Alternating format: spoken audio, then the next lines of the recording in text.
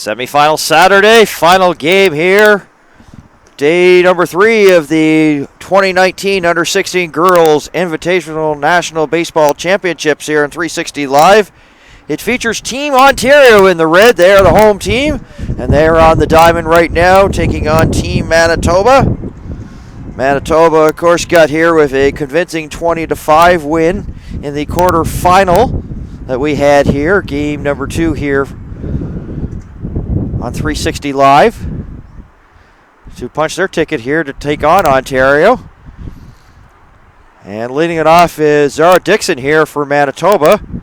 And she is facing the pitching of Lauren Howarth, who's the starting pitcher here for Team Ontario. We'll get to those starting lineups in just a couple of moments. Chris Roberts, the home plate umpire. Jarrett Conrad is down the third base line. Sue Doatwright is back into the umping scheme of things at first base. And that's a ball that goes up the middle. Oh, nice play. Will they get there in time? Yes, they do. A nice defensive play as Slimming went pretty well up the middle, and Dixon is retired on a nice play. I thought it might have gone onto the outfield grass, but what an effort there by Maxine Slimming, the second basewoman there. Darby Poole, the second batter in the lineup. So let's go through the Manitoba batting order. We saw Dixon. Poole, Ledahowski bats third. Horwood is catching, batting fourth. Gorham pitching, bats fifth. Peacock, the third baseman, is sixth. Murray Bean is the extra hitter. Mary Bean, the extra hitter, bats seventh. Jenna Swain is in the playing first base, bats in the 8th spot. Raven Carey is the left fielder as that ball's low. And in the 10th hole, Jessica Chanel, the center fielder. Defensively here for Team Ontario, Georgia Sandilands as the left fielder. Center fielder is Sabrina Foltz. And the right fielder is Oceane Leclerc. Around the diamond, Paige Allen, Emma James, Maxine Slimming with that beautiful play there moments ago. That ball, and Slimming, they're trying to get there, but getting to first base in time there is Poole.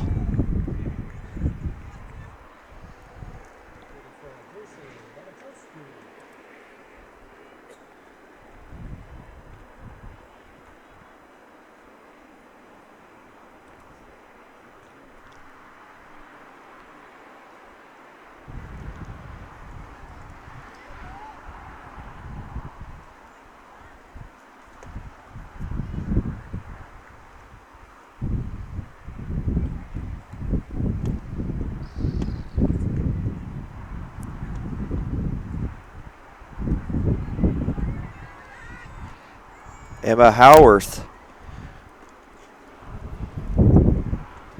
is playing first base, and she will bat in the 8th spot. So comes back up the middle. Poole rounded second, digs in. She'll get to third easily. Ball gets away momentarily, so this will allow Ledahowski to go up to second on the overthrow. Manitoba in business early, first and third.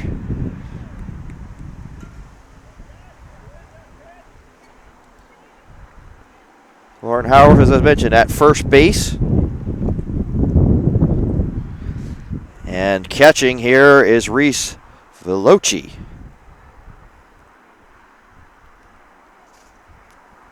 Jasmine Horwood catching here, hitting in the cleanup spot.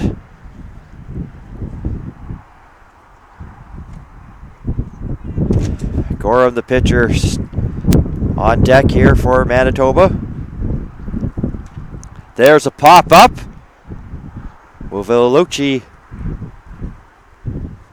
have a play? No, she won't.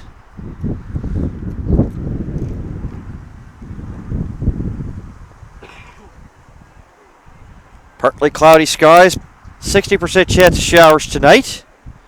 18 degrees, game time temperature. Bounced in. And Poole's going to try it out, and she will score. Short backstop. Poole says, I'm going to do my Katy Perry impression. no big deal.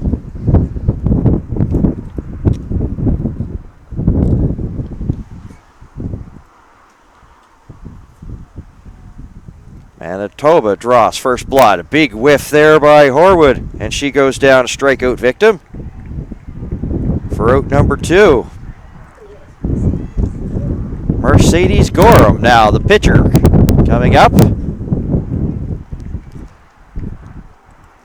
Ledahowski, the shortstop, is at third now for Team Manitoba on third.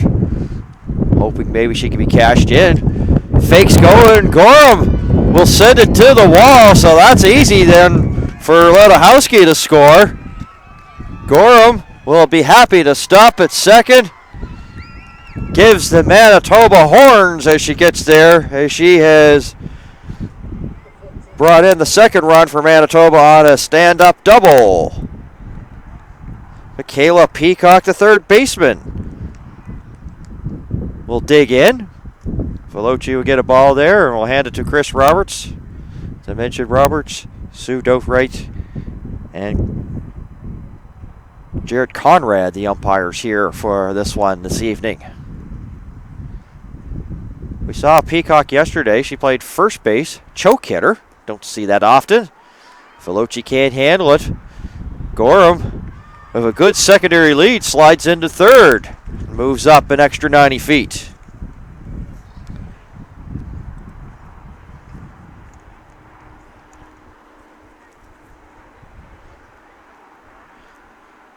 My apologies. Emma Howarth is the first baseman.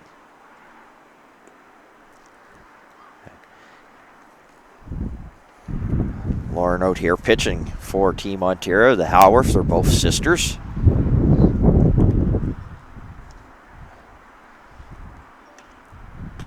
Peacock gets around on that one and sends it well foul. Team Ontario had a very good game against Team Nova Scotia 1 last night. They actually had the lead pretty well for the entire game pretty well, and then Nova Scotia came from behind with a 5-4 victory. It's the best game so far the champions. Veloci will have a play, but can't squeeze it.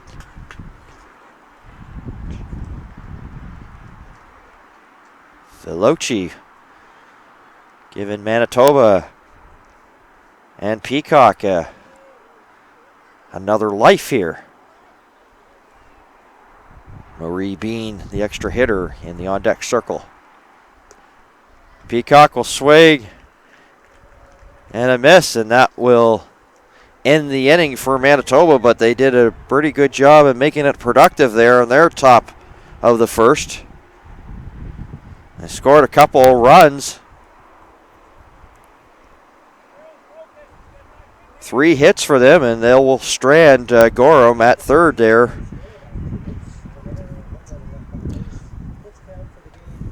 So Ontario will be coming up to bat here in this bottom of the first. As we mentioned, Gorham helped out her cause with that double and got stranded. Starting pitcher for Manitoba, and this is the lineup that she will face here this evening in this semifinal here at the Under-16 Girls Invitational Championships. Emma James is a shortstop, bats first. Sabrina Foltz is the center fielder. Neela Chanderdad is the extra hitter, bats third. Georgia Sandilands is the left fielder. Paige Allen is the third baseman, bats fifth. Maxine Slimming, the second baseman, bats in the sixth hole, batting seventh. Doing the pitching, Lauren Howarth. Batting eighth, Emma Howarth, first base woman.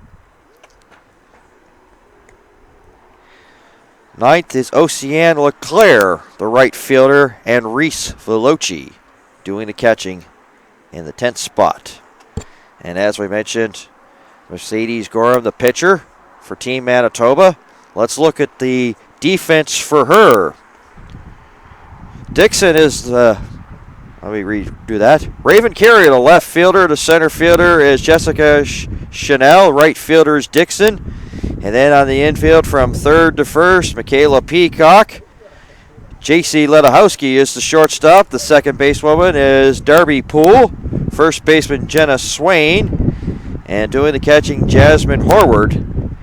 And that's what the defense here for Mercedes Gorham, who's been doing some catching and shortstop duty, now pitching and facing Emma James, the shortstop here for Team Ontario, here in the bottom of the first.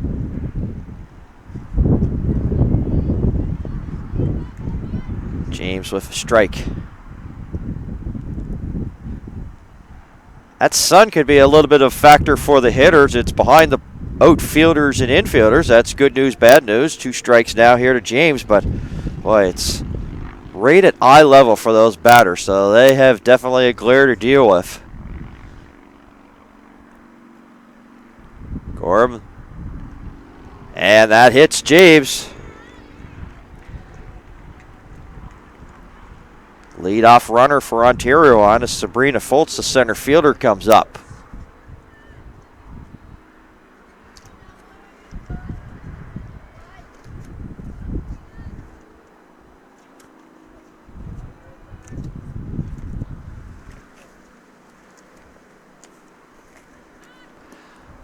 Go over to check on James, and a lot closer probably than what they were originally anticipating.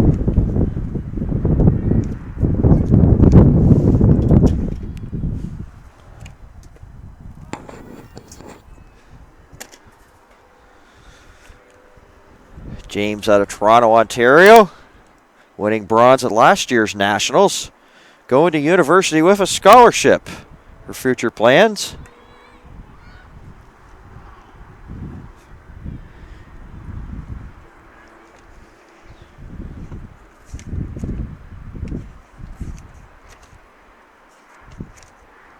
Sabrina Foltz, the center fielder out of Sudbury, Ontario, second year with Team Ontario. I think we mentioned it in a previous Ontario broadcast, but she had a chance to throw the first pitch at a Blue Jays game, so snap throw there by the catcher Horwood, trying to catch James napping, but James easily back in, sliding.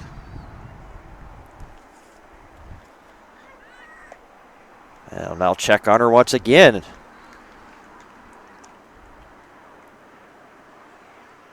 Back to Foltz at the plate. She has been playing the sport of baseball since the age of 4. Multi-sport athlete, playing volleyball, football, and badminton. James thought about going, puts the brakes on.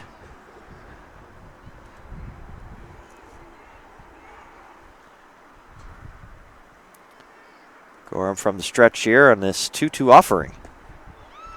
Swing and a miss, and Foltz goes down. First strikeout victim here for Mercedes Gorham.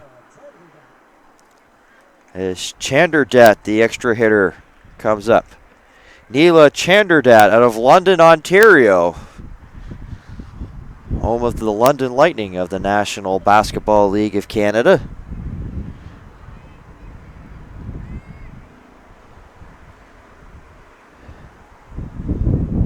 Says her dad is her biggest influence in the sport of baseball.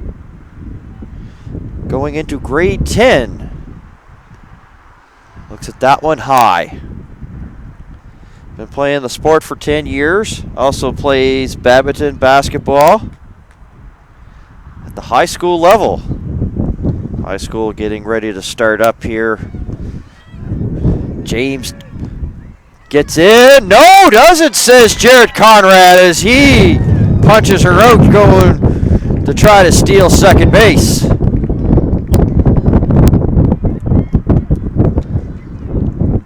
Horwood throwing out James for the second out of the inning. Caught stolen.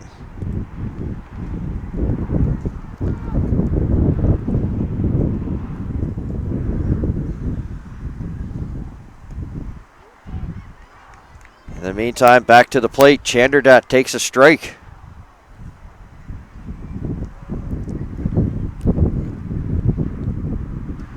Just getting a piece is Chanderdat there on the next offering there from Gorham.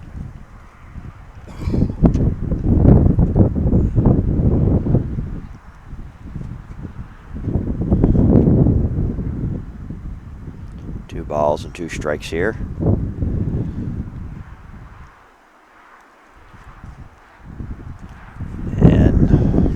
2-2 pitch all over again.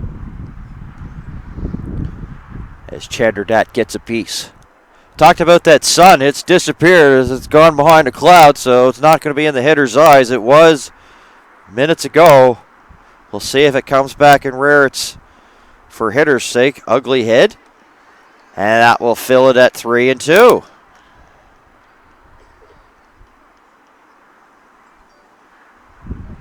Full count offering from Gorham on its way. There's a bouncer to short. Ledahowski plays it on a bounce. And on bad luck for Team Ontario as Swain has difficulty handling that.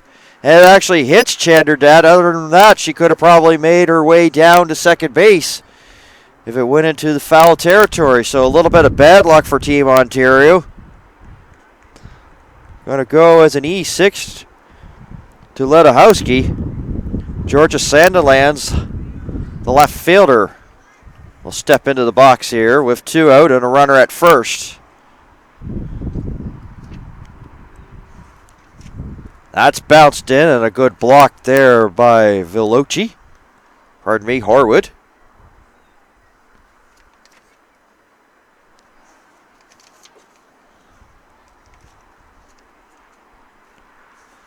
Gorham with the look over and a high offering. 2-0 the count.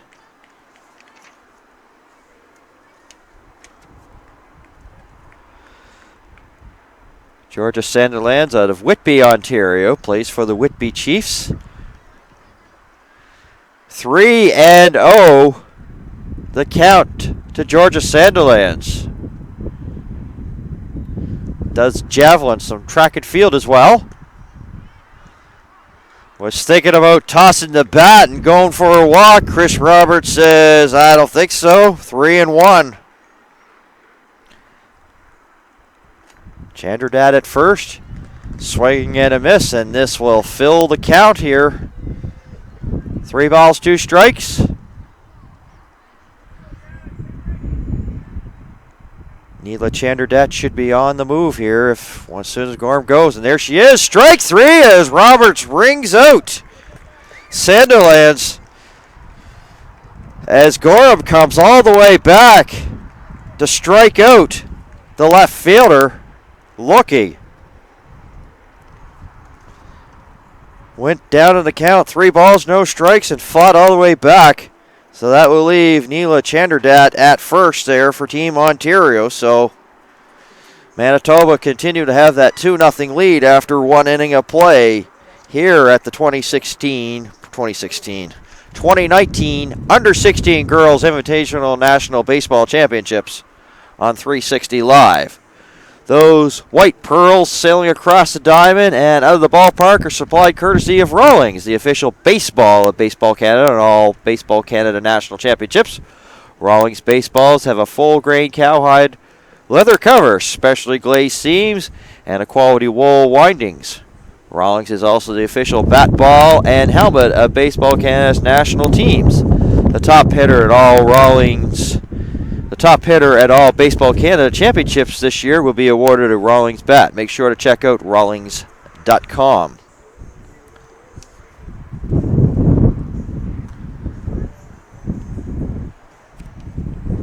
Also providing support to many national sport organizations, including Baseball Canada, Sport Canada is directly responsible for the Athlete Assistance Program that provides support to elite baseball players while attending college or university. Sport Canada has been a strong supporter of Baseball Canada for many years and has contributed financially to many activities.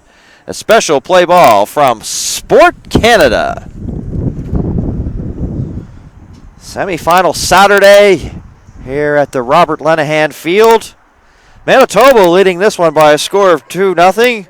My name is Dan Hobson. Delighted you could join us wherever you're watching here on 360 Live around the World Wide Web.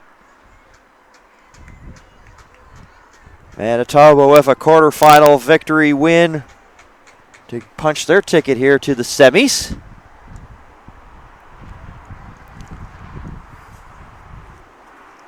As Marie Bean, the extra hitter, steps in for Manitoba, faces a ball there on the delivering by Howard. This will even the count at 1-1.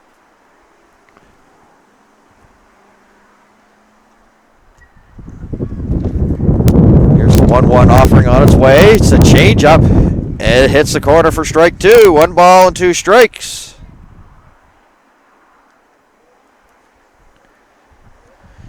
Swain and Carrier due up. Swing and a miss as Bean goes down swinging.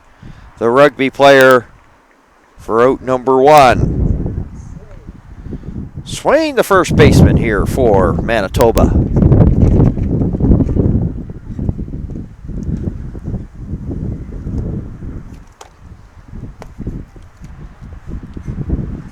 Digs in.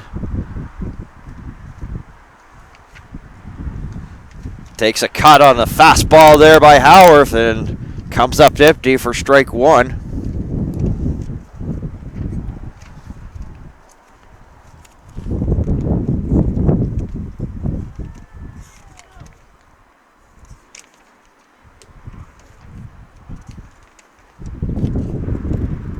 Doing some adjustments to the batter's box area is Swain.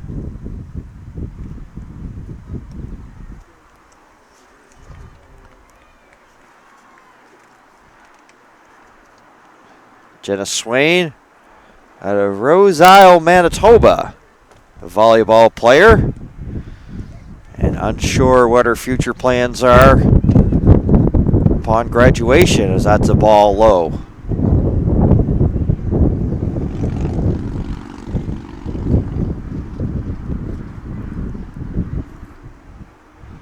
Howarth dealing on the 2-2 and a 3-2, pardon me, and Swain will take a walk.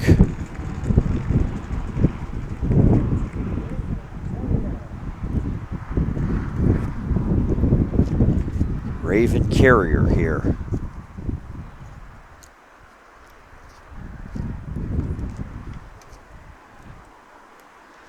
So Manitoba back in business here in this second inning. They scored 2 in the top of the first. 1 out. Carrier looks at the first offering.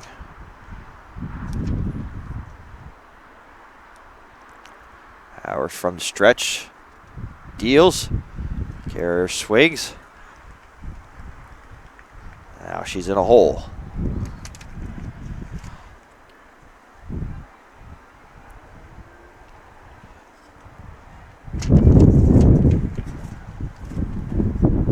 Carrier attends high school and wants, as I said, future broadcaster, and she'll go down swinging as for out number 2 here in the second inning.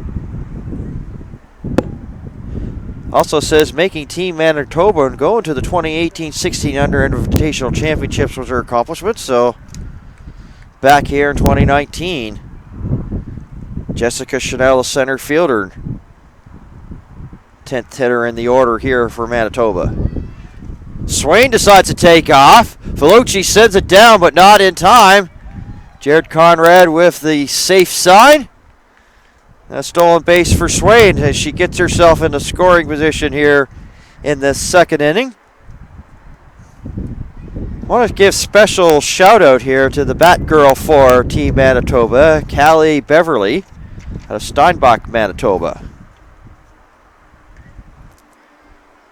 Chanel fights that off.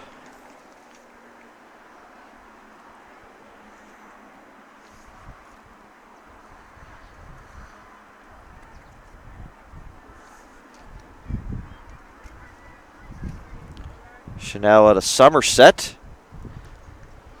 We talked about her earlier in previous broadcasts, but maybe people are just tuning in for the first time, getting into some playoff baseball, if that's what you're interested in.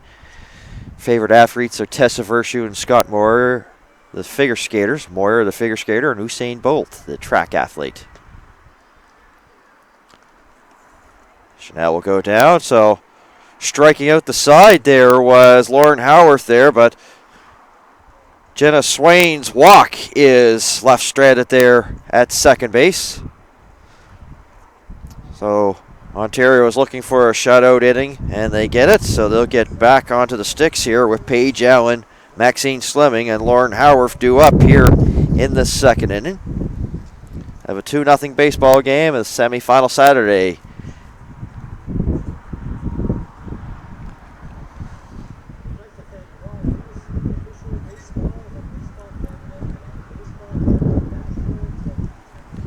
I tell you, not sure if I'd really like to play baseball a lot here at this field. It gets a mixed bag of weather. 1 second it's wind's blowing one side, then it's blowing to the other, then it's raining, then it's sun and raining. You get your share of it.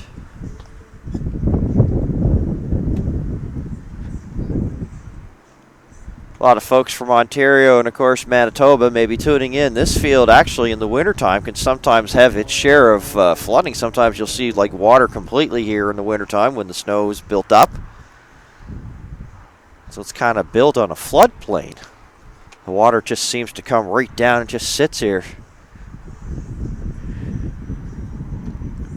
It's a beautiful diamond. It's hosted these championships. It's hosted also other championships. The Linehan Field, just off the highway. Highway 102 between Truro and Halifax. A little bit of a geography knowledge here for everybody.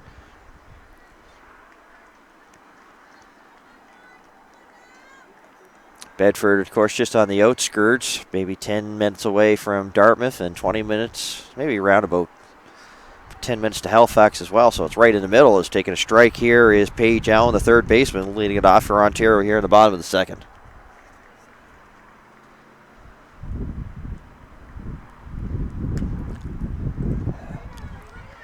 It's going to be a play made here as they'll send it over, and a nice play there by the second baseman for Dari Poole, throwing out Paige Allen for out number one. Darby Poole.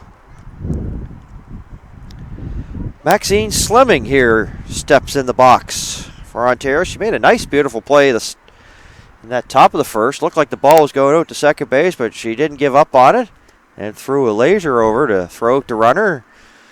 And she'll look at strike one. No balls, one strike.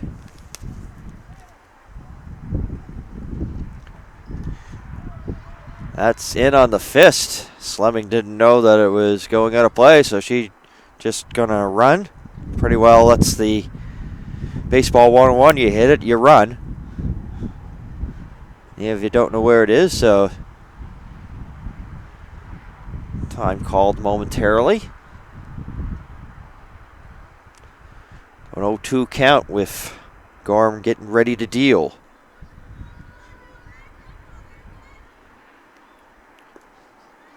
Might have been a waster pitch. Definitely down low.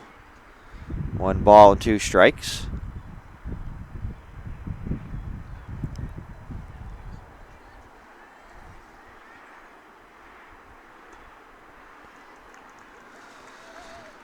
We've got some update games here as a strikeout victim is Slemming as she goes down.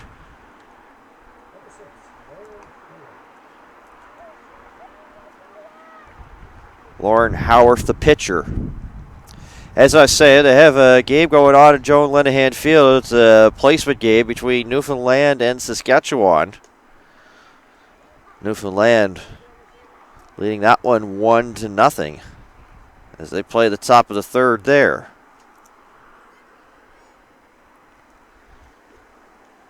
Two nothing in our game, and that's a hit by pitch there for Howarth as she'll make her way down to first.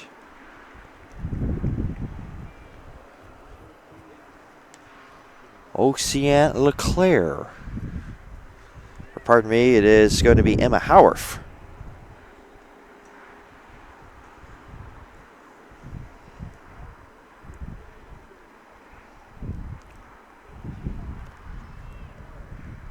Emma Howarth.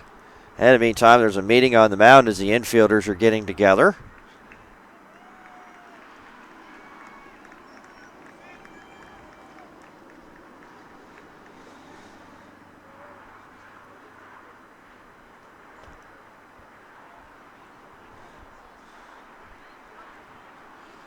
Kind of amazes me, like these umpires come from different regions all over this great nation of ours. As that goes to the backstop, Howarth will move up to second. We'll finish my point. How all of a sudden you start to get on the same page. Like some of these umpires, of course, are used to working with their provincial counterparts, and then they get to a national tournament. But you can see the teamwork going on as they do a lot of communications, a lot of hand movement, a lot of stuff, and sometimes a lot of shouting for sure as well to make sure that they get things on the same page.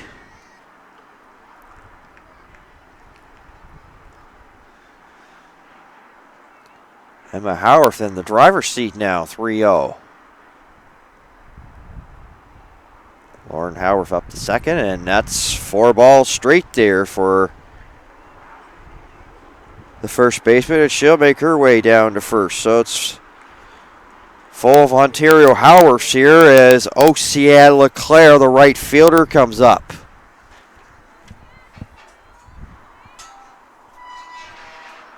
Right-hand hitter. Ontario trying to bring this lead down. 2-run lead and try to maybe cut it in half or maybe even try to tie it here with runners at first and second. Getting a 2-out rally. Rod Ledowski is going to make his way to the mound.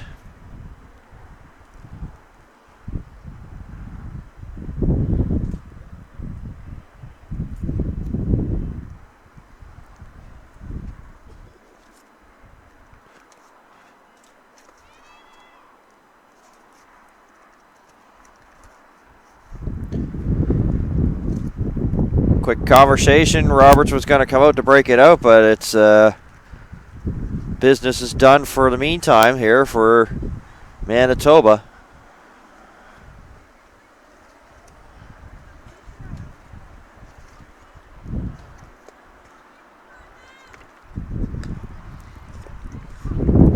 Strike there to Leclerc.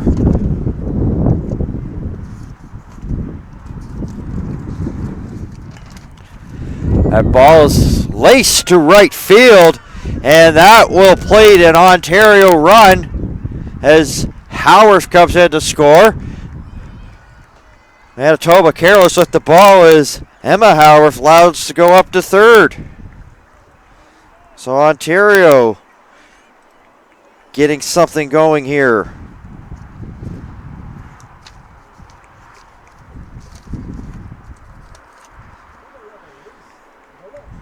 Lauren Howarth coming in, and then Emma going up to third.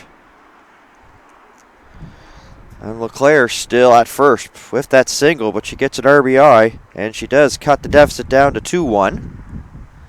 Here comes that sun right in the hitter's eyes again. Is Reese Veloci, 10th person in this batting order for Ontario.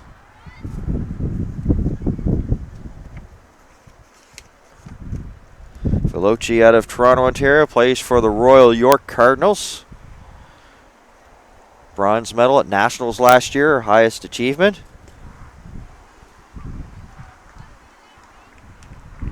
Family, friends, her biggest influence. And plays the violin. Good hands for a catcher, good hands for being a musician. And that ball will go wandering down into the foul territory, so Emma Howarth will score. And Leclerc will move up to second. And we have a tie ball game here at semi-final Saturday, 2-2 between Manitoba and Ontario.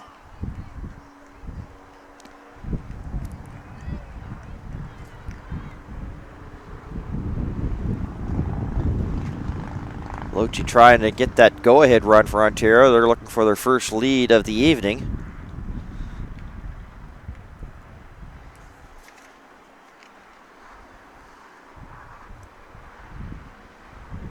Emma James, the shortstop,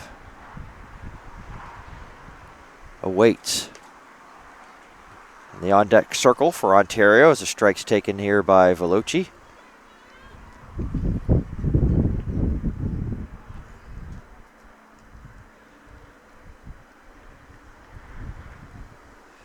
Gorin with the sign there from Horwood. The 3-1 offering is high for ball 4.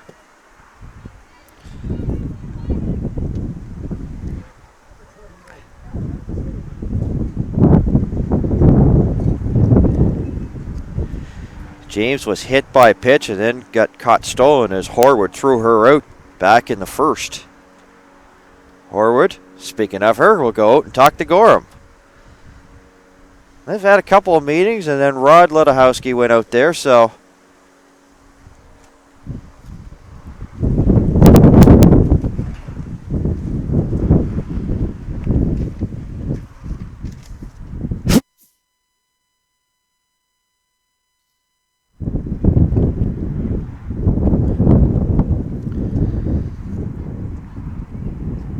Ashley Flemington actually went down to talk to LeClaire, who's down at second base here for Ontario during the discussion that Team Manitoba had.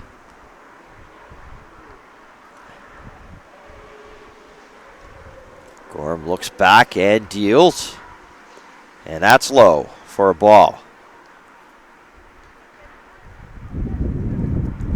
Gorham was cruising along, and then Lauren Howarth hit by pitch.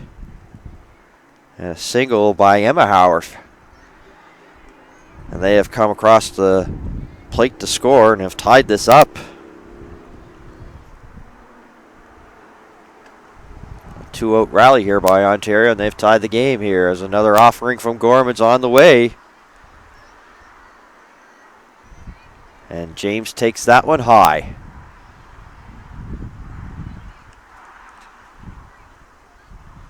James looking for a sign from Coach David Gilroy down the third base line.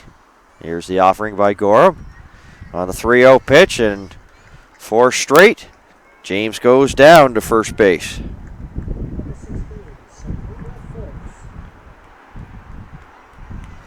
So now the bases are full for the center fielder, Sabrina Fultz.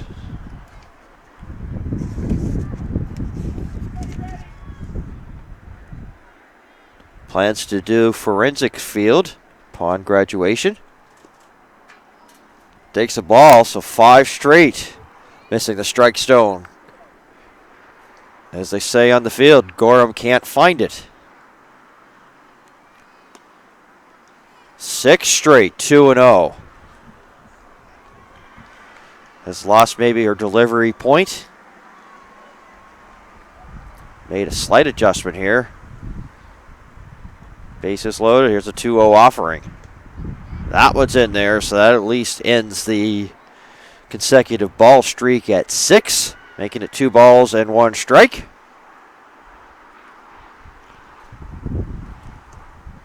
And now it's even at 2-2. So for Gorham, she's 1 strike away from getting out of the mess. And she does, as she gets down 2-0 and comes all the way back and strike out Fultz to end the inning. But it was a productive one for Ontario. They have tied the game with 2 runs. All of that happening after 2 outs in the inning. So we're through 2. And it's Manitoba 2, Ontario 2. This game brought to you by the number 2 as we head into inning number 3. Here at the Robert Lenihan Field in Bedford, Nova Scotia. We've had a share its weather today, that's for sure. This morning we started off with a slightly cool morning, not a bad morning. Sunshine, bright skies. And the clouds came in. We had a little bit of shower activity. Sun disappeared. Now it has returned. But it's been one of those suns that, well, if you want to use the joke, sometimes it's here, sometimes it's not. As it disappears on and off here during this game. And that's a very bad joke, I know, but you have 12 or 13-hour days, and sometimes the creativity, joke-wise, is just not there. But it's like Darner Sill. Remember, not sure you guys are all baseball fans, but here, a reminder of this one. Remember the time that Jerry Remy, the color commentator, lost his tooth? during the game. I remember Don Orsillo. You gotta YouTube this. It was hilarious, the back and forth that they had on this one. Remy lost his tooth during the broadcast, and Don Orsillo said, well, you know, you've got summer teeth. Some are there, some ain't.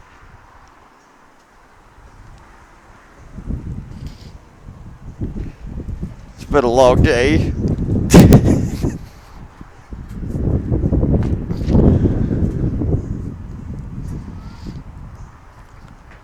Back to the top of the order for Manitoba here in this top of the third semifinal.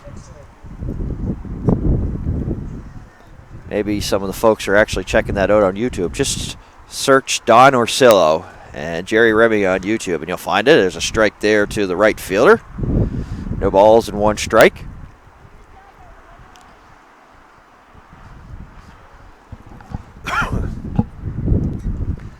Bounces that in, so that will even the count at 1 apiece.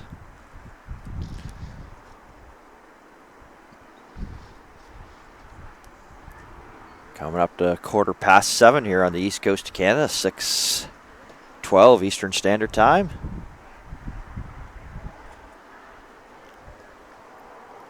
Glad you could join us here on 360 Live.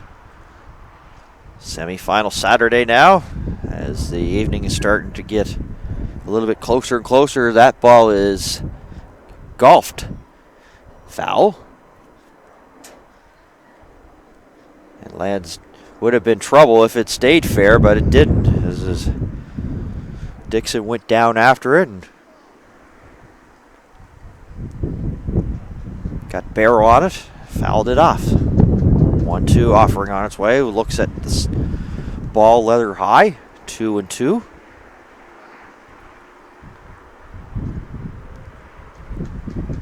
Howarth deals. Goes after that one, so she's fighting off. Where a fan there from Manitoba makes a nice two-handed catch. Bundled up in a blanket as a friend beside her, so she had no intentions of taking the blanket off as Dixon looks at strike 3. Roberts rings her up. Darby Poole singled and scored the first Manitoba run back in the first. Comes up. Howarth deals. Tried to get that breaking ball to drop at the numbers, but can't. Ball 1 here to the second baseman. And that will even the count at 1. 1 ball, 1 strike. Ontario outfielders playing deep here. And Poole with a chip up the middle to center right field. Right center field for a base hit. Second time on base, second hit of the evening for her. And the meat of the Manitoba order coming up with J.C. Ledahowski, who singled and scored back in the Manitoba first inning. Wide open stance here. Poole going on first pitch. Felucci guns. James can't handle it, but backed up there by Slemming. But Poole would have been safe regardless.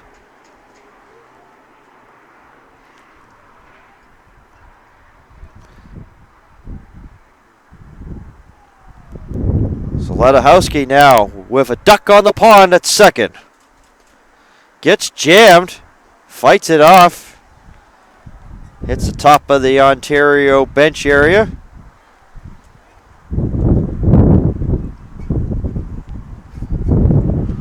One the count here to the shortstop. She fights that off, so it's 1-2. Ledahowski just spreading the well. She hit the top of the dugout there for Team Ontario. This one came right over to her own teammate's dugout, hitting the screen as they're standing in front of the protective screen.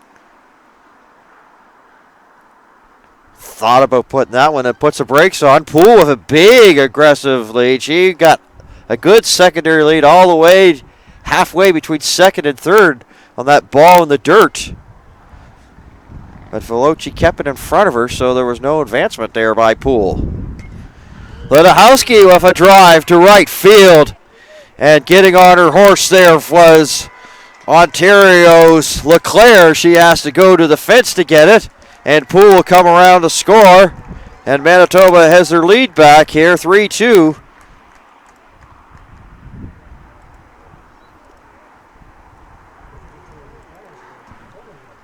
Ledachowski with a double now. Jasmine Horwood, the catcher, was a strikeout victim back in the first. Veloci going to the mound. Gilroy going to the home plate umpire.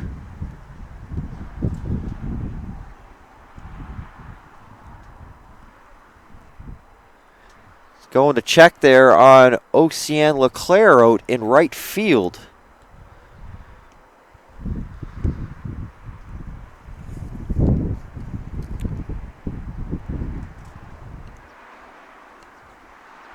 Kendra Destaire, Carly Elsich, Claire Johnson, and Kaylee Harwood are the spares here for Ontario if it's an injury. And without hesitation, Eau Claire's leaving the game. Johnson will go in. She was the starting pitcher. Or actually, it's Horwood, pardon me. Kylie Horwood will go to right field, take over for Oceane Leclerc.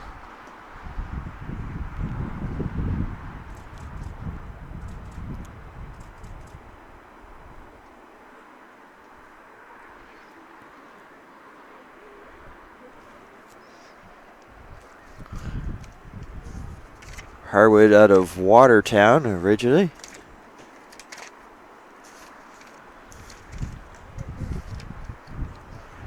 It's actually Riley, my apologies, wrote it down wrong.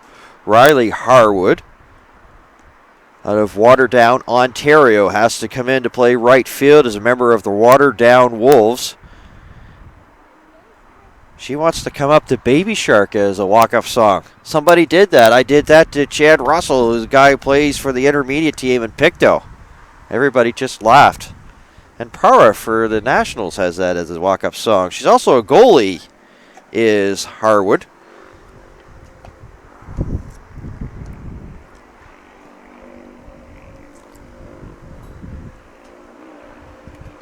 Horwood, the catcher for Manitoba, digs in here. Manitoba has their lead again, and they're looking for more. Horwood goes up the ladder, comes up empty.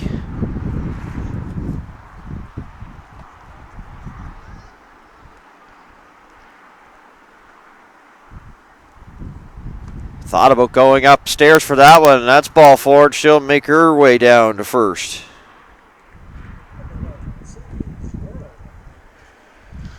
Mercedes Gorham, the pitcher, doubled back in the first, and that brought in a run.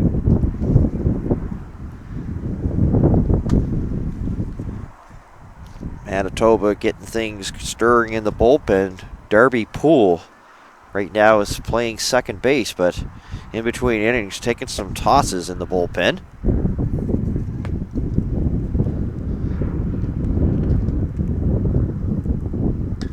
Gorham goes up the middle.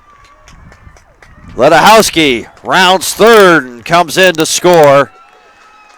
Gorham doing it again, helping her own cause. Single and an RBI.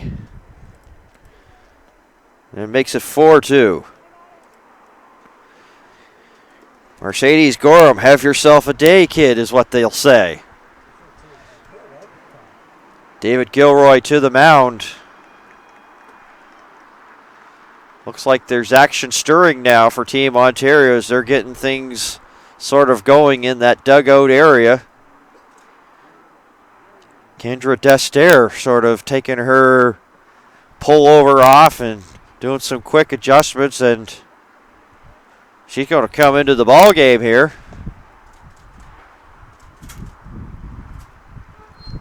Be interesting to see if Lauren Howard stays in and maybe getting a glove adjustment.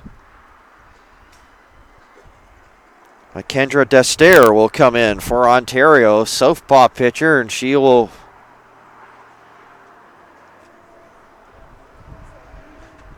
here trying to get some innings and try to hold it as much as she can here.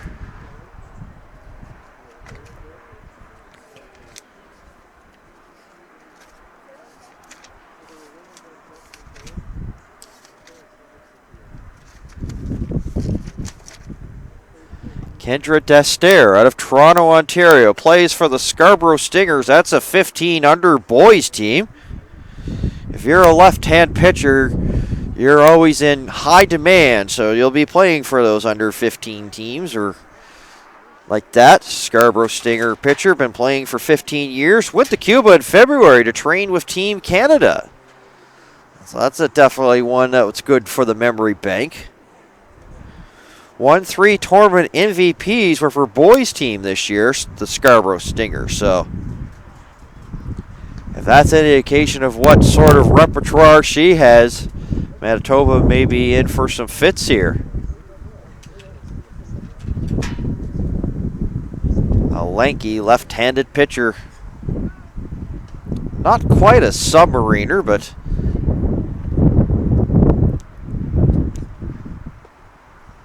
didn't see her take up much in terms of warm-up tosses, but here she is, the second pitcher of the afternoon, evening.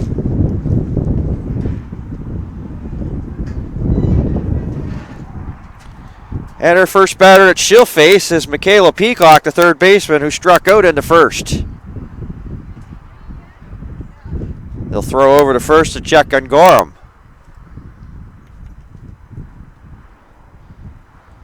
Gorham not only just having herself a game, but having herself a day. Had a pretty good game against Manitoba in the quarterfinal against New Brunswick.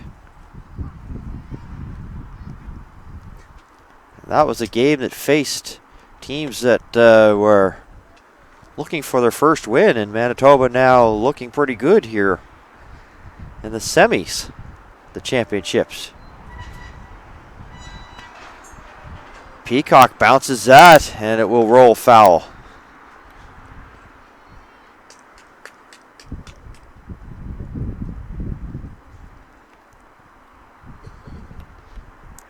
Rod Ledachowski tried not to smile.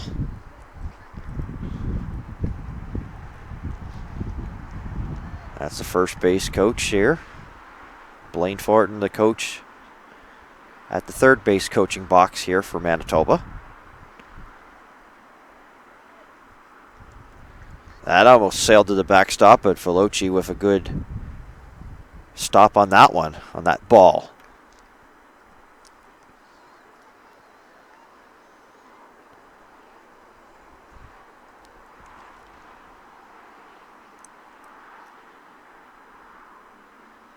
Very unique feet work here as Peacock will hit that to left field. Horwood on her horse. She'll score.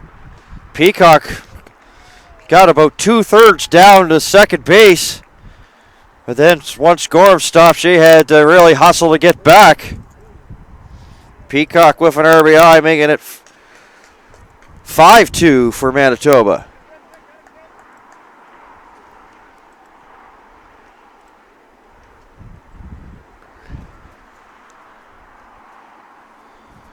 Being a strikeout victim back in the second. Steps in. A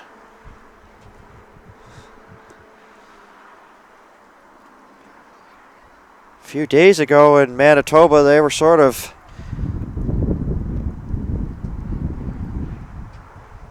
didn't have many hits in the game, but Bean provided the offense in that one in the round robin portion, so she knows what to do. Good hands. And a patient hitter, too.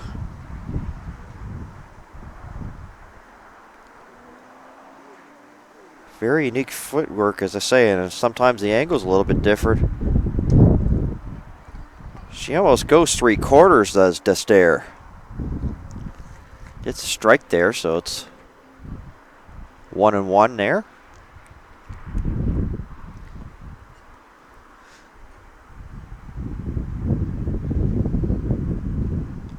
That's bounced off the plate. Emma Howarth comes off first. Thought about it. Then was thinking, I'm going to tag. No, I'm going to run the first. I'm going to go to the bag and then just tags Bean as she goes by. Second and third guessing that time. Both runners move up 90 feet. Second and third. Peacock to second. Gorham to third. Second out of the inning. First baseman Jenna Swain, who walked back in the second.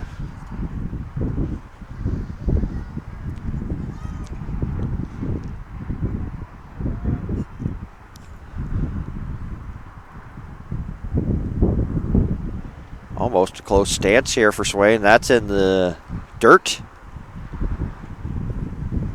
Destaire falling behind here, 1-0.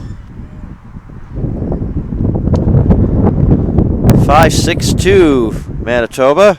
2-1-1 here for Ontario. That evens the count at 1-1.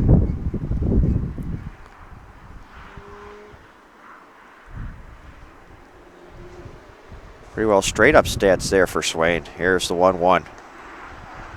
At the letters, but outside for 2-1.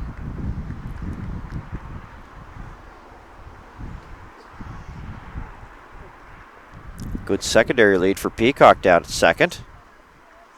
2-1 from Destaire. Is 3-1 now.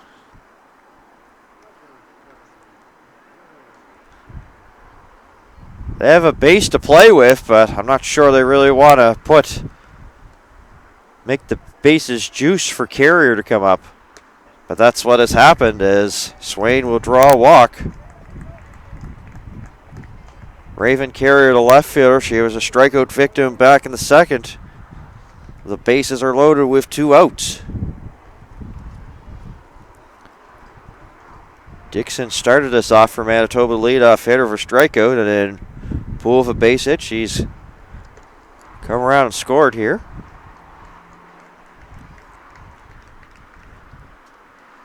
Strike here, 0-1 to count here to Carrier. Ledachowski has scored, and Horwood. Carrier with a drive. And a diving. No, she dropped the ball. Horwood had it, but then when she came to the ground, lost the ball.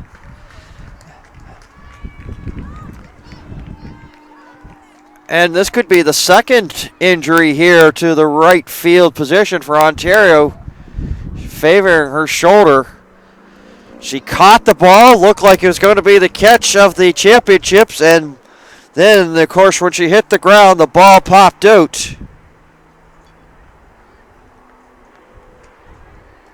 Gorham and Peacock come around to score. Swain goes up to third.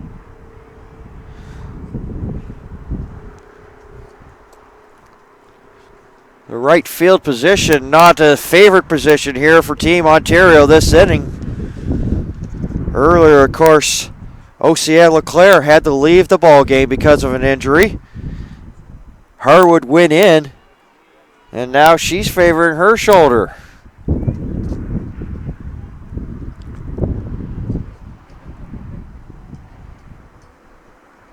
Bet you haven't seen that before. I know I haven't. Ashley Flemington talking to the right fielder.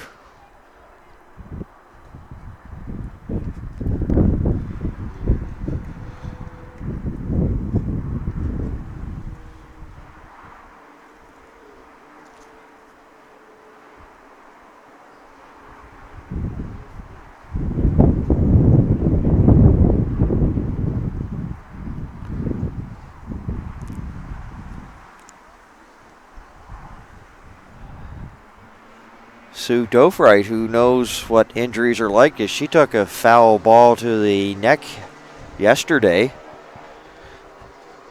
tried to give it a go as being an base umpire earlier, and then in the quarterfinals pulled herself out, and now she's going back out there to check out the situation. 7-2 as we play the top of the third. First aid being summoned here to the field.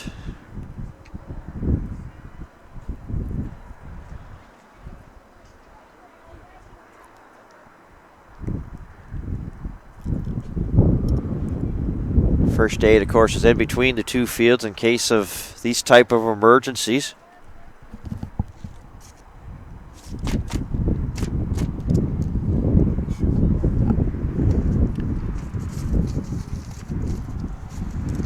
Tried to eavesdrop on the conversation between Dove Wright and the first aid attendant here as they went by our broadcast location, probably about 20 feet away.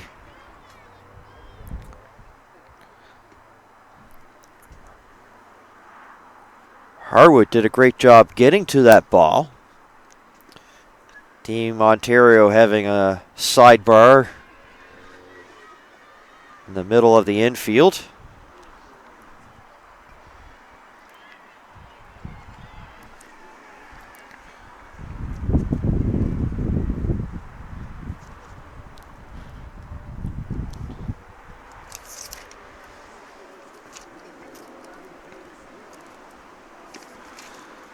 The Toronto Blue Jays continue to be an integral partner in development of baseball across Canada. Baseball Canada would like to thank the Blue Jays for their tremendous support to all Baseball Canada national championships, along with providing their expertise and advice, which continues to enhance the relationship between professional and amateur baseball in Canada. Visit bluejays.com. Go Jays, go!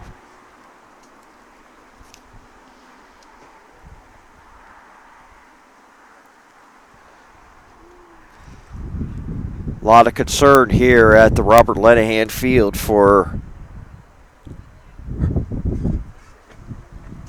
Harwood, the right fielder. Riley Harwood was a defensive replacement, as I mentioned a few seconds ago there, for Oceane Leclerc.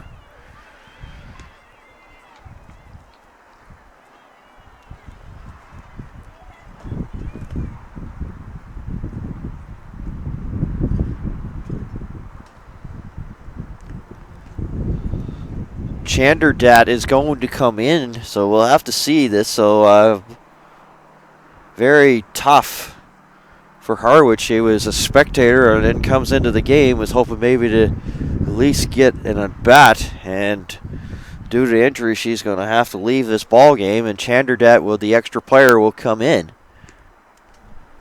Sue Dofright making her way to the infield here. See if I can pick up something.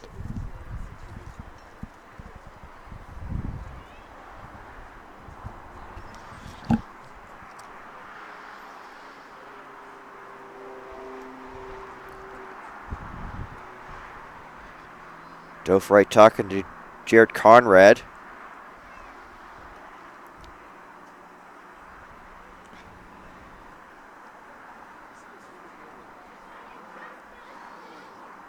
Dofright had something was said. I'm not sure what it was. It went, I think, to that first aid tent area that is located just behind the backstop and bleachers of the Robert Lenahan Field.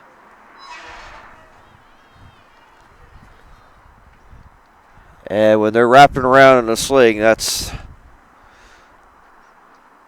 looking at probably a dislocated shoulder, but I don't really want to say things like that, but that is the case. Definitely a shoulder injury for sure.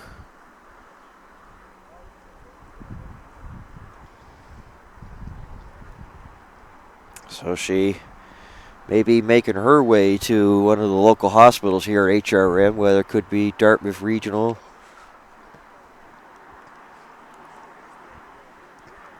or, of course, the infirmary in Halifax.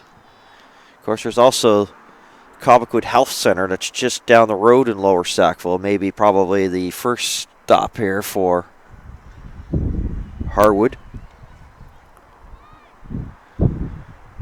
I know there's a lot of family probably concerned watching back in Ontario. Harwood standing up, getting a great round of applause from everybody here at the Robert Linehan Field.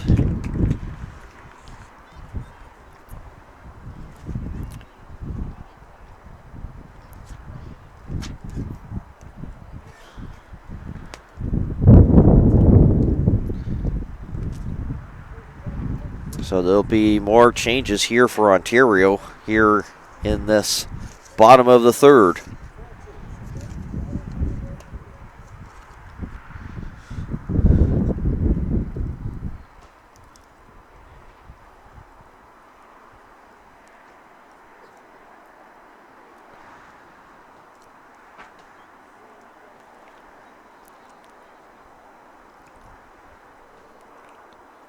Jessica Chanel will step in here for Manitoba.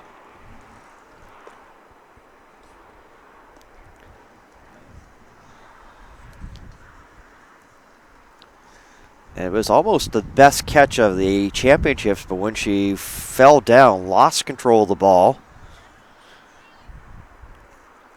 Chanderdat will be the right fielder now. See if there's any changes along the way. A 5-run third inning here for Manitoba.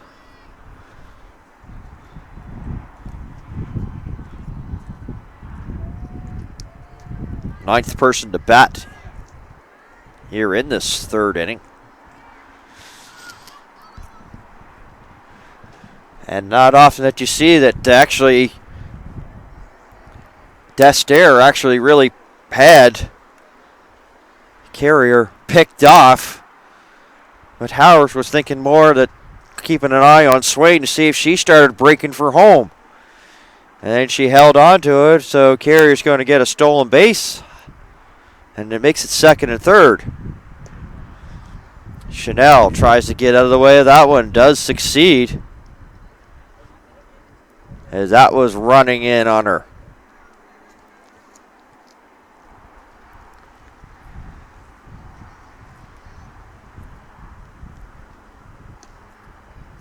That evens the count at 1-1. 2 outs here in this third inning. 7-2. Bounced in. 2-1. Destaire tried to pull the string and made it well short. 55-footer that time. Here's the 2-1. Chanel is going to drop this to left center field. Swain will score. Carrier comes around second. She'll score. And Chanel goes into second, standing up or sliding into second with a double. A 2 RBI double there for the center fielder.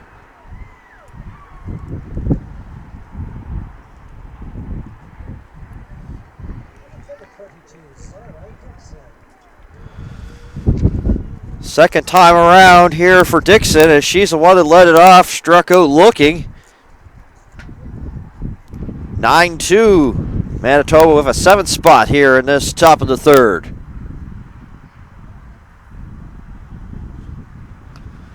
That's at the eyes for ball one.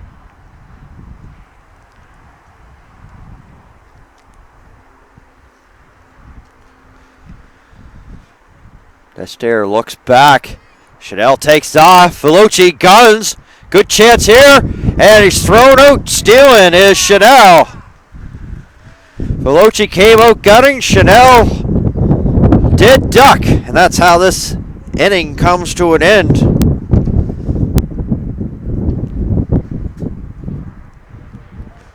But it was a productive one for Manitoba. Put on 7 runs. So they'll head to the bottom of the third here. Manitoba leading Ontario 9-2. Semi-final Saturday here at the championships. Lights coming on here at the Robert Lenahan Field. One of the things when you get into this sort of situation, you have to take a look to see if this will affect Gorham, because she was dealing well. How that long inning is going to affect her. Definitely something to keep an eye on. We'll have to watch and see. The tournament's top defensive player and top catcher will each receive a Mizuno glove. Mizuno is the official glove and catcher's equipment supplier for Baseball Canada's national teams. More than 200 professional baseball players depend on Mizuno baseball equipment every day to perform at the game's highest level. Visit MizunoCDA.com.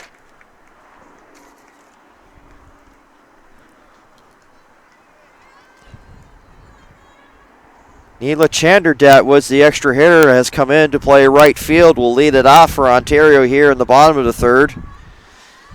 And they are down by a touchdown, 9-2. Chanderdat rips that off the fence foul.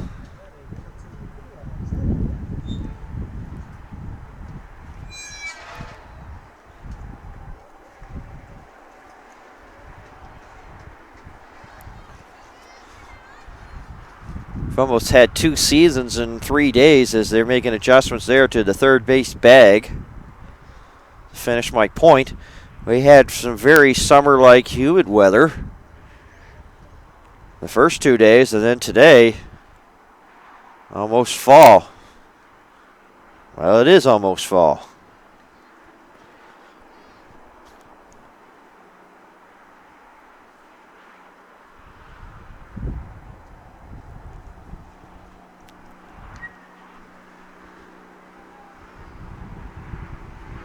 So they're making that adjustment down that third base line, and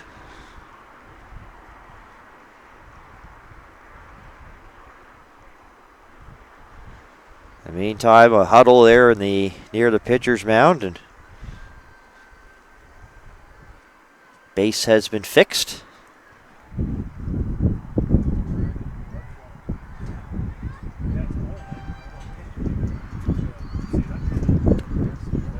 One strike pitch here to Chanderdat. Ducking out of the way. It's 0-2.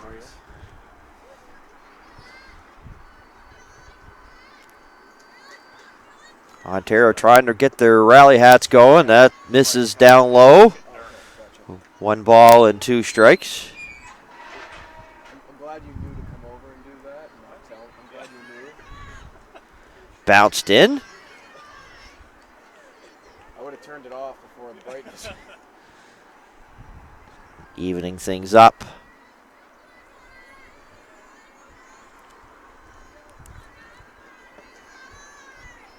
Gorham deals. Strike 3. Chanderdat, Scott looking.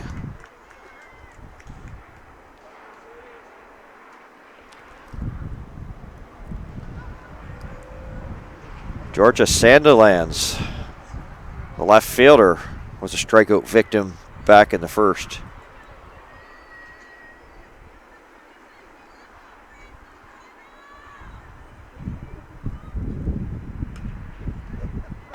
Four strikeouts here for Gorham in the game. 1 strike here to the left fielder.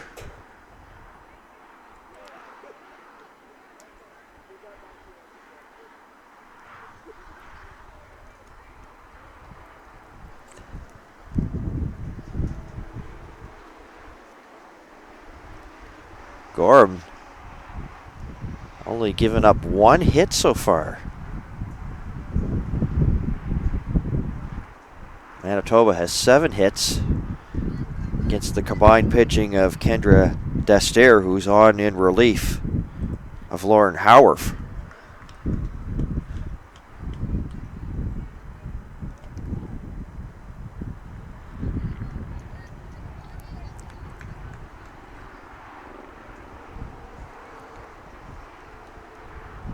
So 1 hitter by Gorham, but giving up 2 runs. Don't often see that too much as that's bounced in. couple of Manitoba errors sort of helped the Ontario get their 2 runs. And that will find a hole that drops in, and Chanel was thinking about coming up gunning to first. She had every intention of doing it. Second hit of the game for Ontario.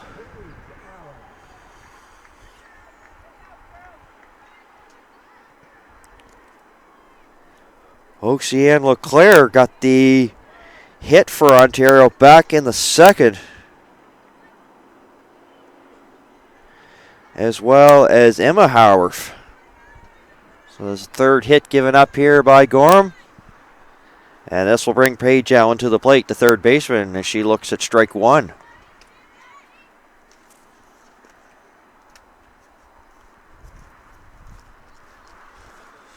Gorham gets the sign from Horwood. Looks over, decides to throw it over to Swain at first base. Sandilands back in. Paige Allen out of Toronto, Ontario, plays for the Royal York Cardinals as well as Team Ontario. And she sends one to the gap to right center field. Chanel's going to have to get on her horse to come up with it. Sandilands giving the wave home, and she could go in uncontested standing up. And Ontario gets a run back, making it 9-3 on a double in the gap by Paige Allen, the Toronto, Ontario native, with dreams of heading to UBC out in British Columbia.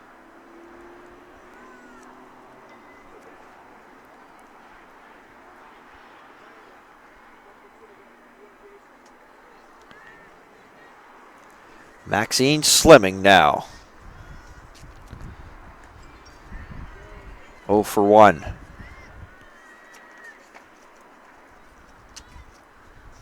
Cora with a good long look here into her catcher Horwood. Her official name is Maxine Slimming Madison. Chasing strike 1. Says in grade 8, I won the contest for the most chin-ups for my entire school, so she's been very athletic very early in life.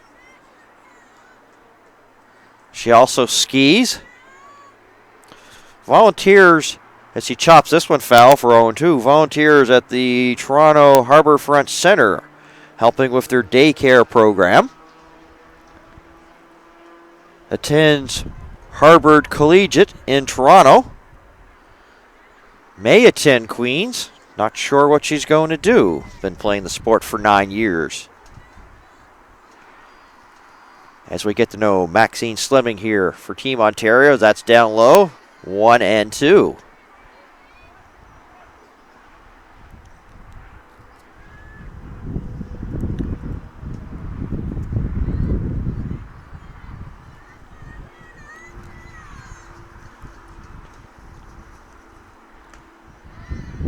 And that's high, so that's evens the count. So Slimming Madison evening the count at 2-2. Carly Elsich, the on deck circled, and that was a payoff pitch, and it's ball 4 for Slimming as she fights her way back and draws a walk.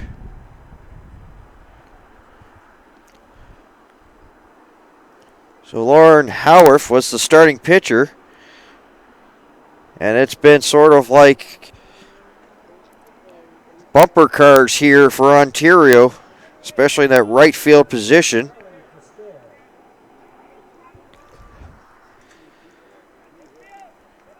Carly Elstich coming in to hit here.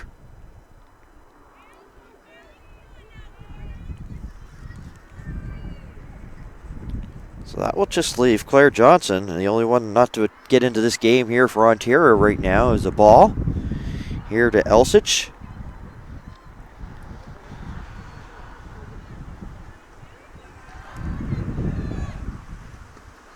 Gorham deals. Even in at 1-1.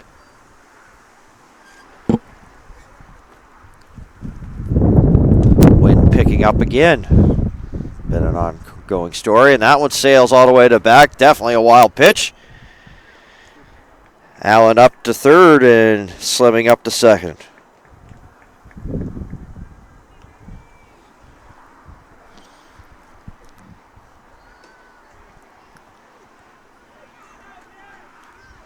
Gorham having a really solid afternoon, but that's one probably she'd definitely like to have back. So it's second to third now. Elsage digs in, the right-hand hitter, swing and a miss.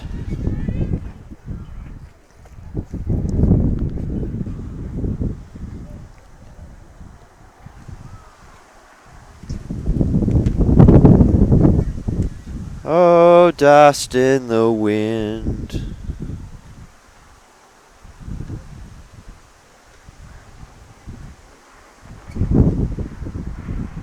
Maybe even little Luke Bryan kick the dust up as the wind picks up, and they've called time here as maybe hoping this passes.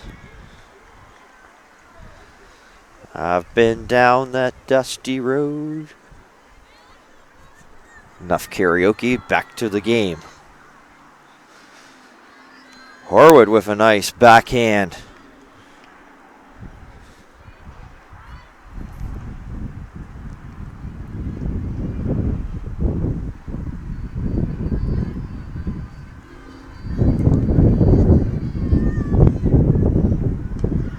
Full count offering, and Elsich works her way for a walk, so now the bases are loaded.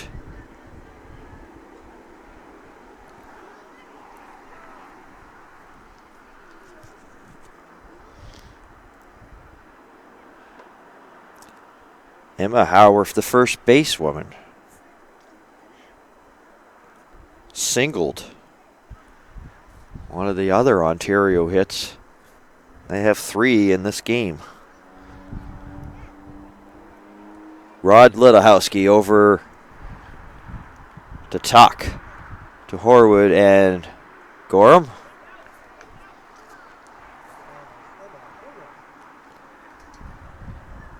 Emma Howarth 1 for 1, hitting in the 8th spot. Scored a run. Hoping she can maybe cash in some runs here. Ontario down by 6. That's a ball. 1-0.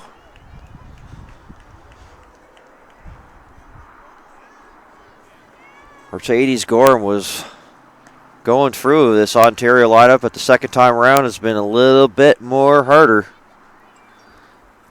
Came into this inning only really giving up 2 hits. Now it's up to 3, but the base is loaded. Lost a little bit of her command. There's a swing and a miss. And that will even the count at 1-1.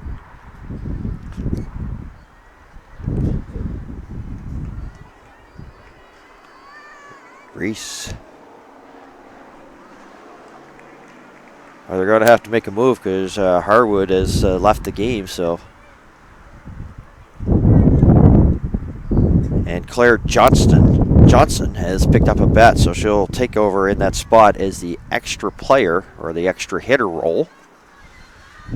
And that will get everybody into the game as Horwood laces one to left field. Station to station as Paige Allen scores. 9-4. Everybody moves up, Slimming up to third. Elsich up to second. She's having herself a game, a single and scored, and another single for the first baseman.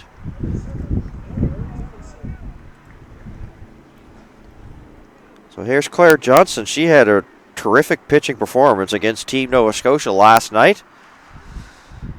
Was the player of the game.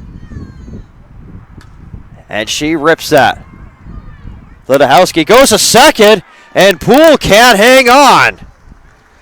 And Slimming comes in.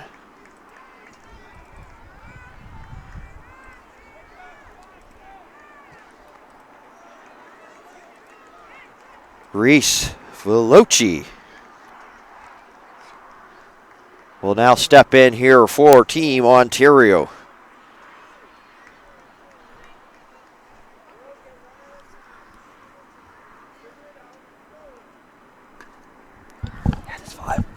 That's popped, but there won't be a play made.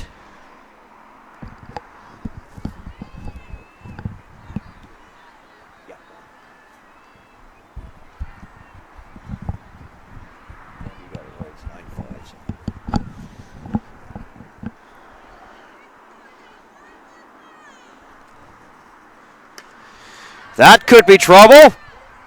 And it's a bend or make it or break it play, and Dixon can't make it. And Ontario is rallying back as Johnson will go into third. And standing up at second is the catcher, Veloci. On a double, Dixon laid it all out, trying to make the catch, and can't. As Ontario's fighting back here in this bottom of the third. Emma James, the 8th person to bat. Blaine Fortin coming out.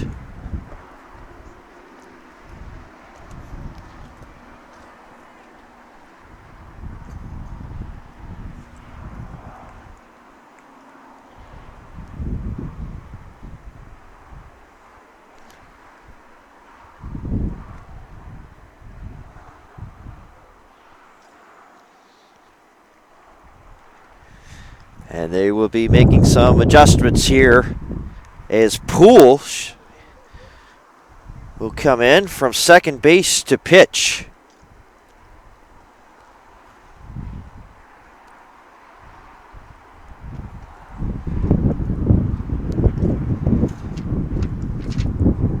This third inning has been a long one for both teams. Manitoba with 7, they're top of the third, and Ontario rallying back with 5.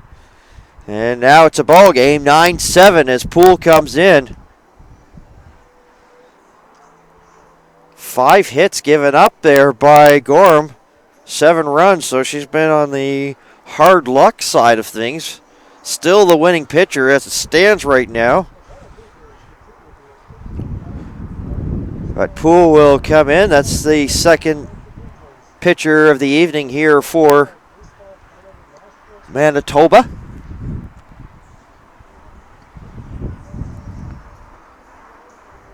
Not much of a deep bench for Manitoba. They have Kennedy Taves and Cheyenne Chartrand on the bench for them. So as Poole continues her warm-ups.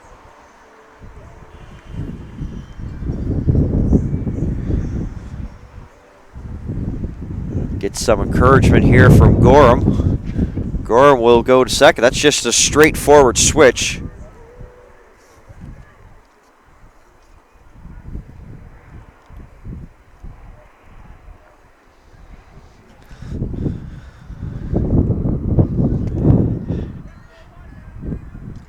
James been on base twice here for Team Ontario. Hit by a pitch in the first and walked in the second. Ontario rallying back. Manitoba had a big third inning, so Ontario says, yeah, we could have a big inning too. 9-7.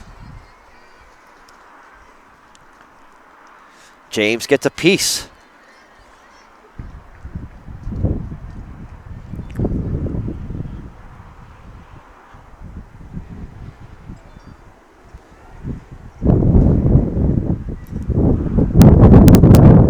Wind picks up again. James says to Johnson, hold on. It didn't go past the catcher.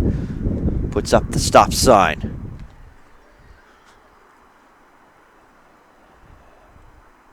Here's the pitch, and that's high.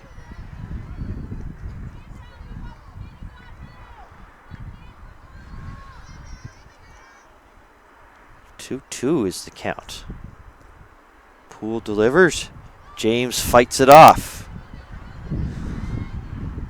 One of the Manitoba fans that made a nice play earlier in this game. Thought about making that play again, but then thought better of it and gets back underneath her blanket. Above the bill. That will fill.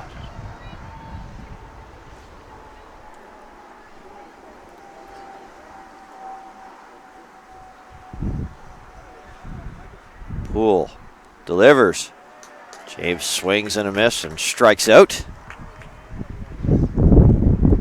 Second out.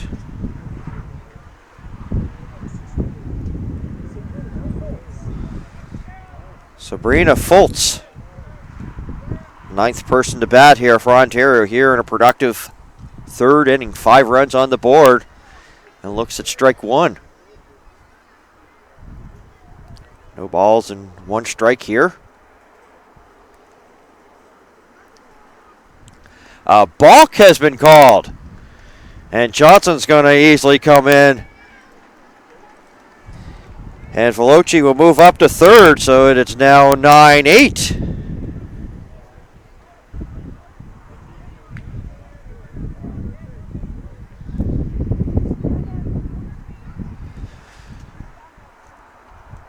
Sue Dofreit's yelling out instructions to get into the dugout. Bottom of 6 over on the Joan Lenahan field. Newfoundland leading Saskatchewan 6-3.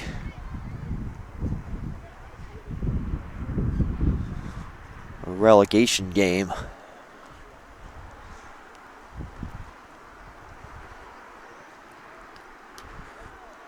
That's popped back. And out of play.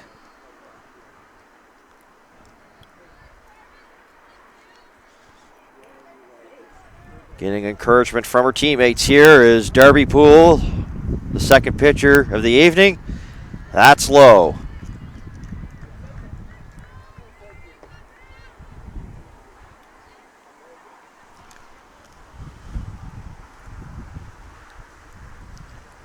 Tying run at third.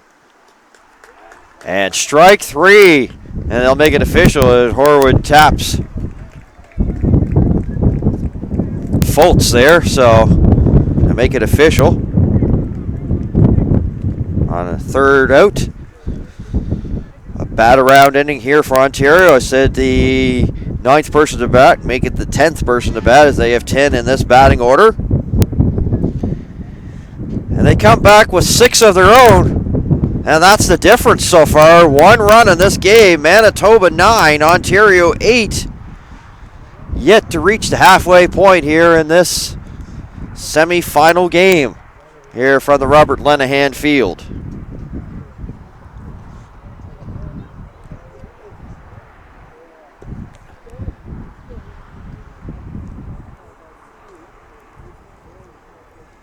Carly Elsich, the third pitcher for Ontario. So everybody here for Ontario has been in this game.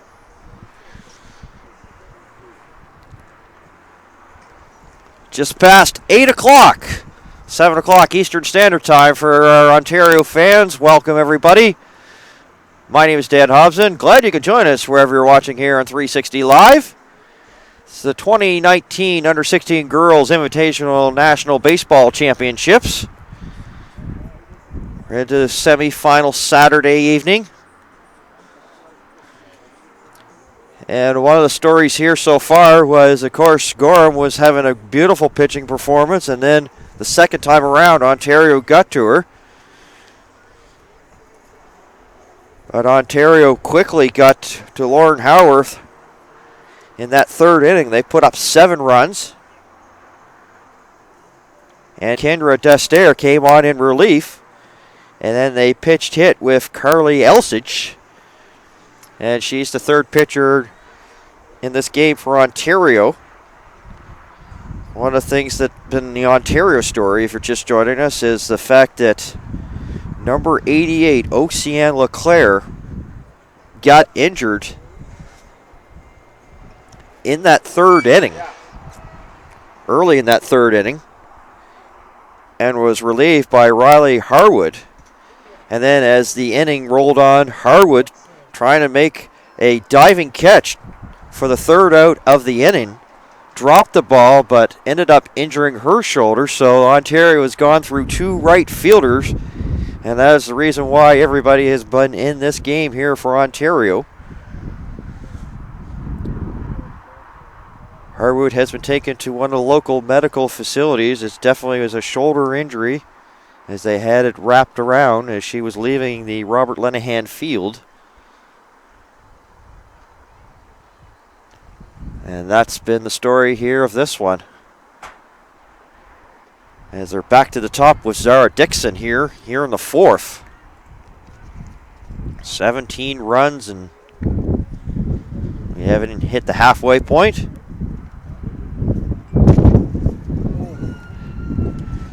And Dixon will head down for a walk.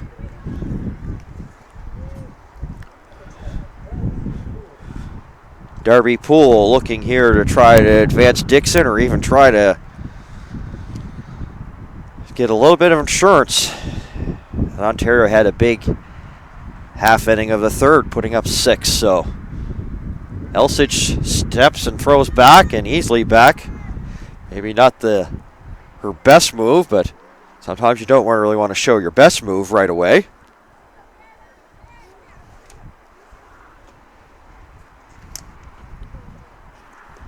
Comes to the plate.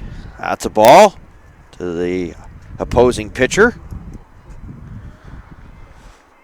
Poole scored twice. 2 singles in this one. Looks at ball 2.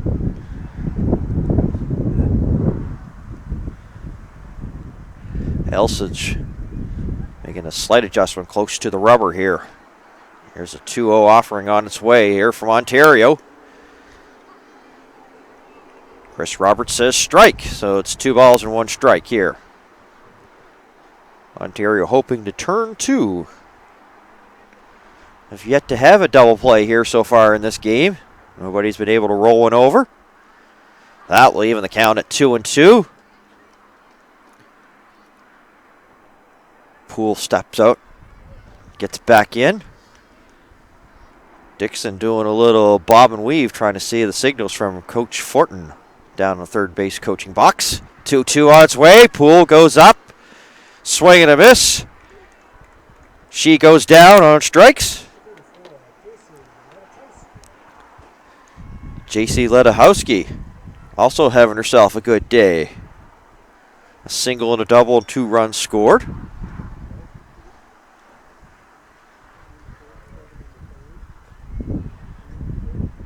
Dixon, not a big lead there at first. Now she goes off. Veloci, actually, he's going to say that it hit her, so of course she'll easily go down to second base as Ledahowski's hit by the pitch. Must have hit her in that arm guard. That's why she wears it. Dixon was on a straight steal. And now Jasmine Horwood, the catcher.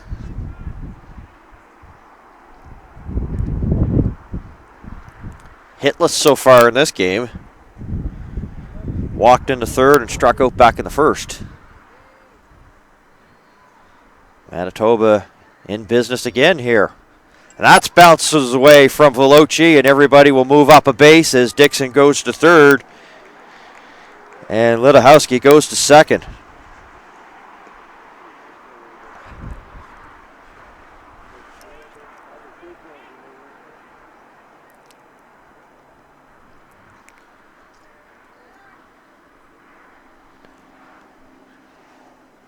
Elsich from the stretch. Long pause. Deals in the dirt. Veloci blocks it.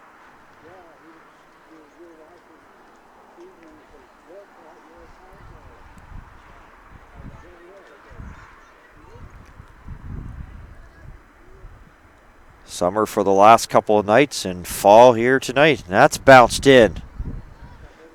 Elsich having a hard time, and Dixon got caught sort of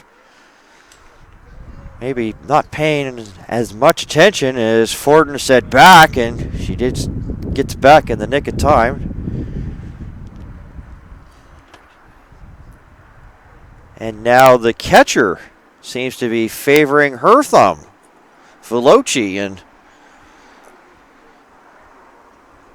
David Gilroy back out to the mound here for Team Ontario.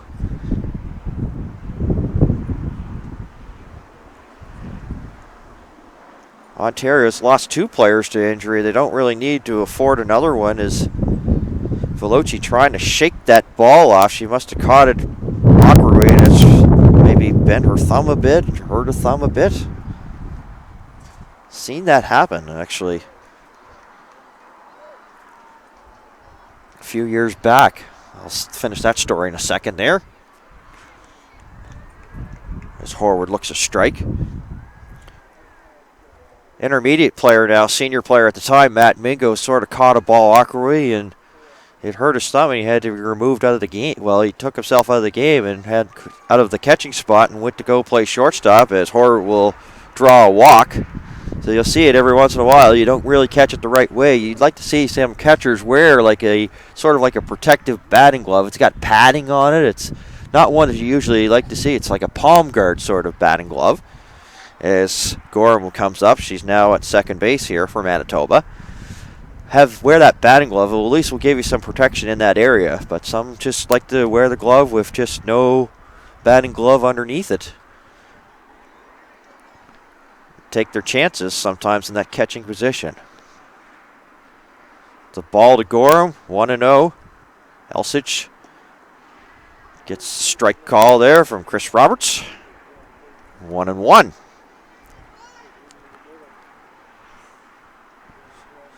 Bases loaded for Manitoba. 1 out. Bounced in, 2-1.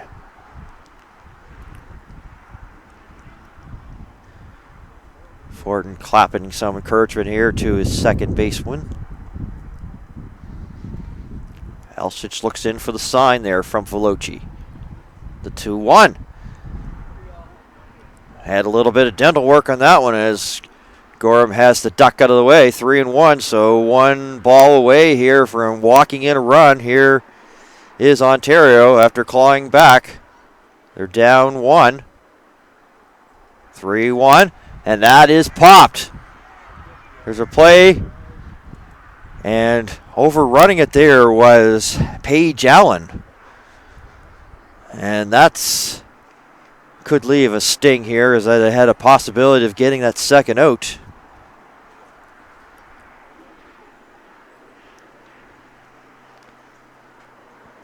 Newfoundland leading Saskatchewan 3-2. As they play the bottom of the 7th, so that one's just about wrapped up. Popped up again. Veloci looks up. And with good style, with her back towards the plate, makes the catch. And that's a second out that Ontario needed. Michaela Peacock has a single in this one. She's 1 for 2.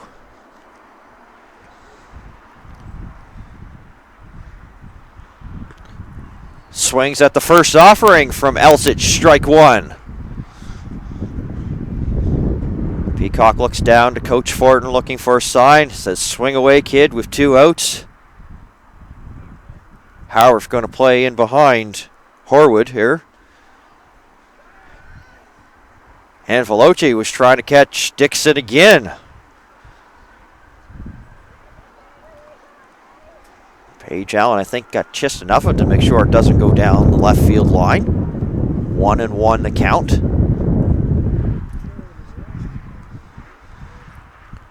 Swing and a miss, 1-2. Elsich 1 strike away from getting out of this bases loaded mess here in inning number 4. And does as Peacock goes down swinging.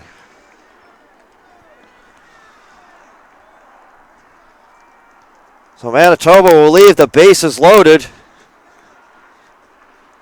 A chance there to probably break this wide open, and they can't.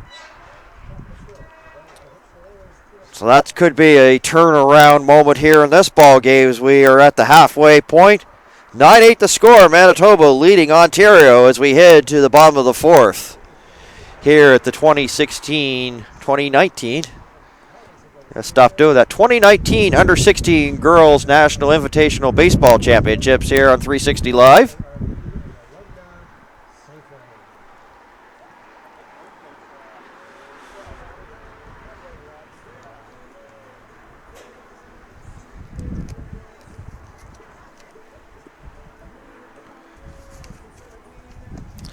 Major League Baseball continues to be a significant contributor to the growth and development of Baseball Canada and its associated programs.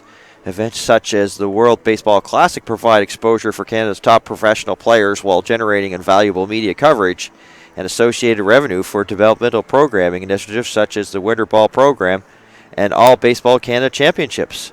Visit MLB.com.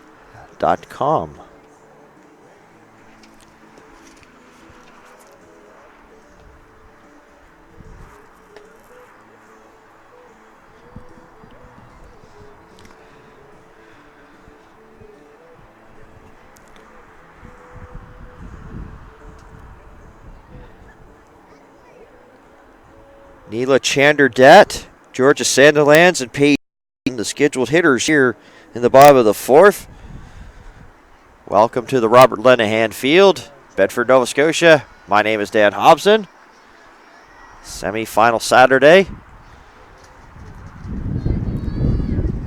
And that game has wrapped up. The update game that have been relegation game between Saskatchewan and Newfoundland, I believe.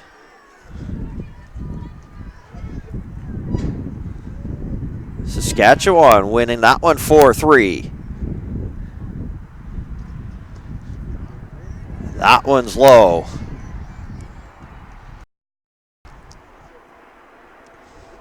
So lots up for grabs here in this one. 9-8.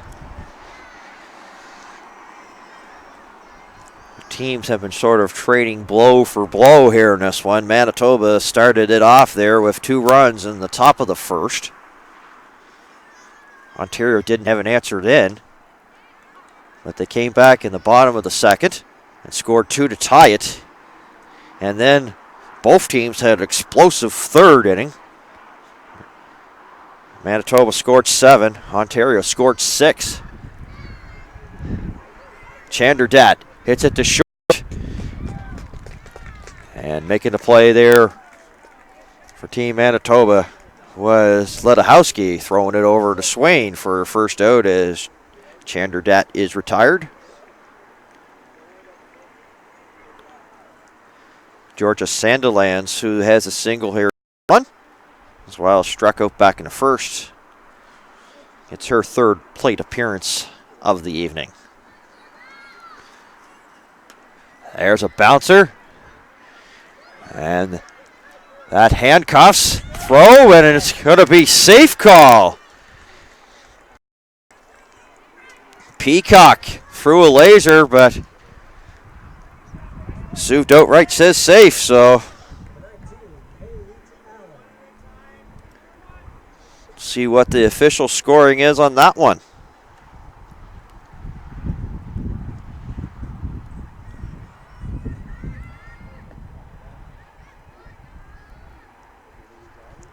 Still awaiting word here from the official scorers area. They've tracked it up to an error, so it's an E5. Paige Allen up as a double. Starts this at 1 above the head. 1-0.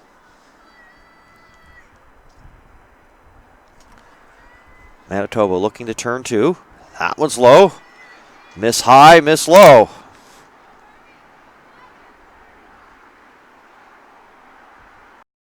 No. Sandilands, pretty good lead there. But not going. That's hit to left field. But foul. Carrier giving a little bit of a look.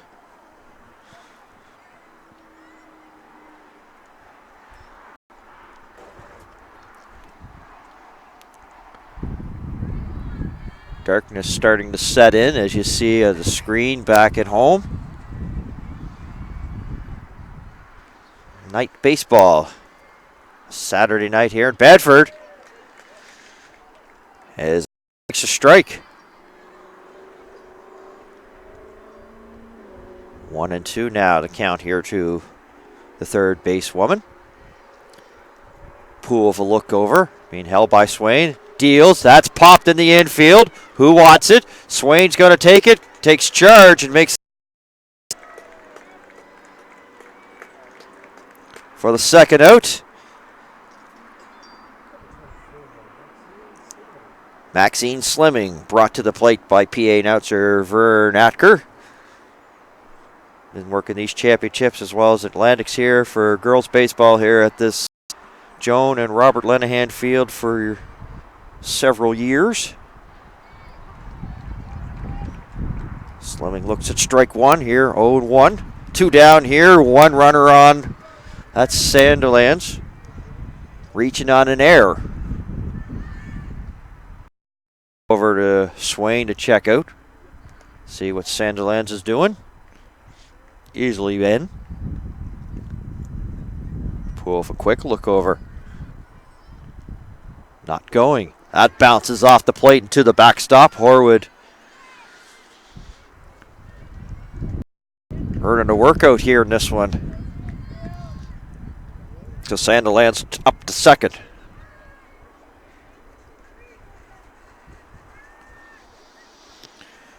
Carly Elsich hoping to get in that bat. She's in the on-deck circles. That's high over the head of Slimming,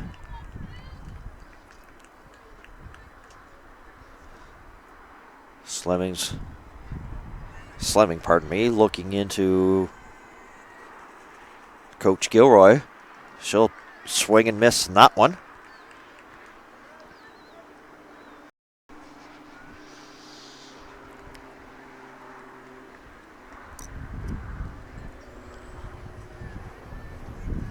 Poole looks back here, deals. That's popped. Horwood looking for it, but it's well back and out of play. Get to that twilight baseball, and sometimes it gets up there and you don't see it. I don't even see it still land yet.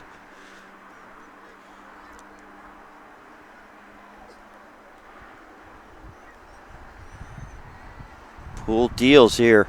Swing and a miss. Slimming goes down, striking.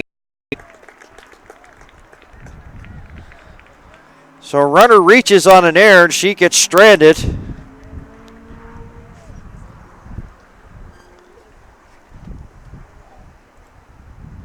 I'd almost want to have like a stopwatch to see how long it took to play that inning versus the third. 12 runs the teams combined for the third. Here in the fourth, nothing across for both teams. So it continues to be Manitoba leading Ontario 9-8. So we head to the fifth. If you look out on the field, you see those well-dressed umpires. We'd like to let you know they're wearing the official umpire apparel of Kahunaverse Sports Group. Kahunaverse Sports Group is the official supplier of umpire clothing to Baseball Canada. Clothing is just one small part of the Kahunaverse Sports Group. Umpire supplies, equipment, shoes, and accessories, all part of their line. Get into the game with Kahunaverse Sports Group, as official suppliers for umpires at championships.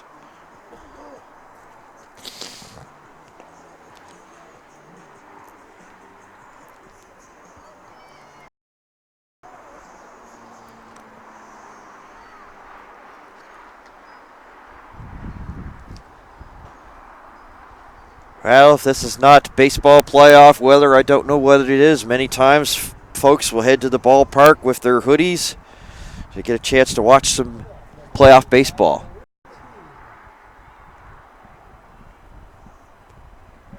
Marie Bean to the plate here, leading it off here for Manitoba here in the top of the fifth. Bean's had a pretty good championships with the bat, but she's been a little bit quiet. Grounded to third and struck out in the... Grounded to first and struck out in this game, 0 for 2. That strikeout came back in the second. A little bit behind there on the Elsich delivery.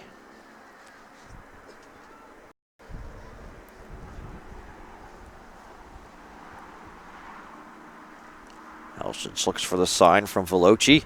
Bounces that one in and goes to the backstop.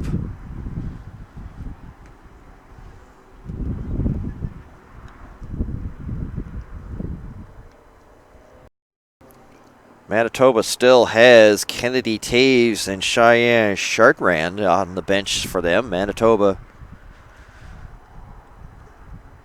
with a short bench. Ontario had a big bench and a weak wave there by Bean.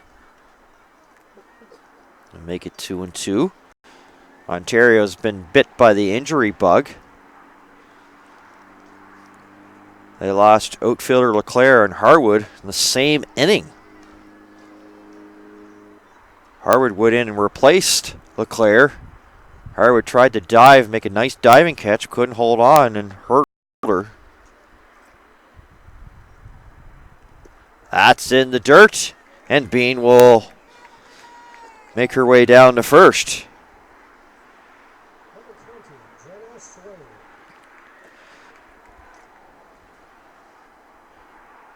Well, Bean walked. It's been the story for Swain. She walked back in the second and walked back in the third.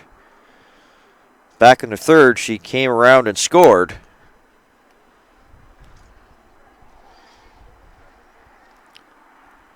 So officially no at-bats for her in this one.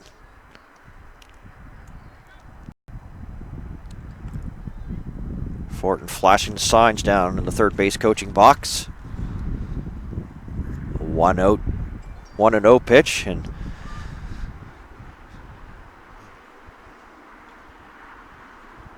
Elsich goes back to check on Bean. Bean having a little bit of a chuckle there after that one.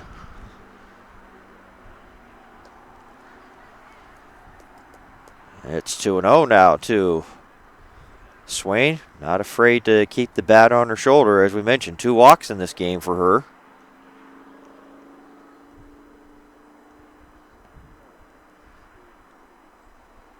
Toe sort of different, unique stance where they have the toe sort of inside, not really at a 90-degree angle with the toe sort of tucked in. You see sometimes like a little toe tap in the batter's box there, but Swain very comfortable with the pointing. She's in the driver's seat now. 3-0. Keeps it on her shoulder, so now it's 3-1.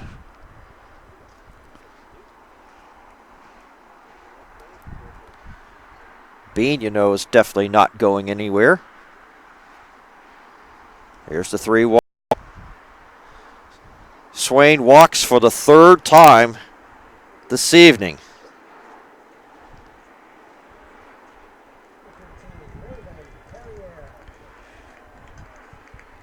Raven Carrier to the plate. Hit that single that, of course, caused Harwood to try to make that diving catch. Gilroy to the mound, and they're making adjustments as Chanderdat going to come in and into the game here.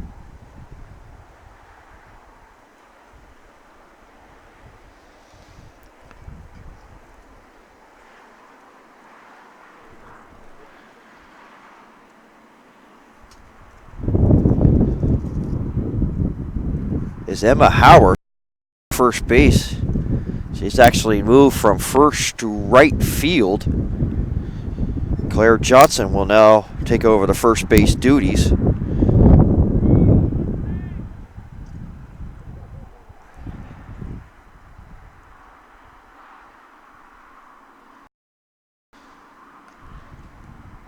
Coach Gilroy going to behind the backstop to the official scorer's area.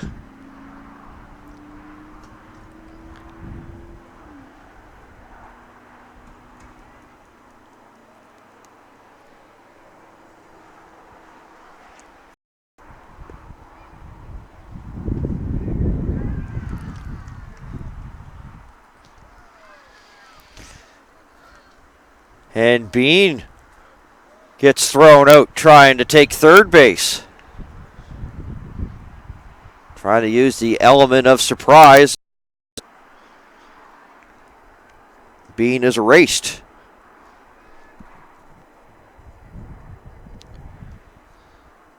First out of the inning. The Carrier swings on that one. Might have got a piece of it, according to umpire Chris Roberts. So foul tip.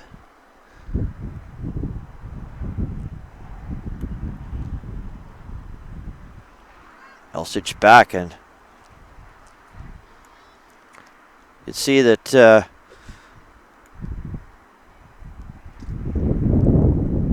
moves are pretty well easy to decipher there. Swain takes a couple of good steps in front of the bag, getting a good lead. Carrier with a pop-up. Slimming right on it, making that catch for the second out.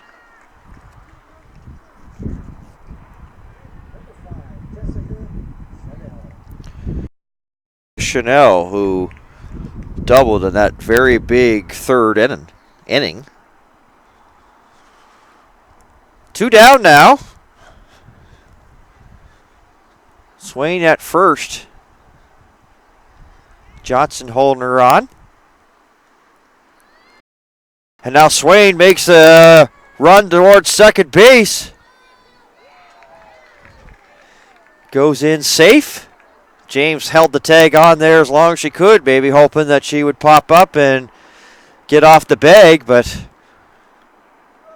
Swain is okay. She slides in safe with a stolen base.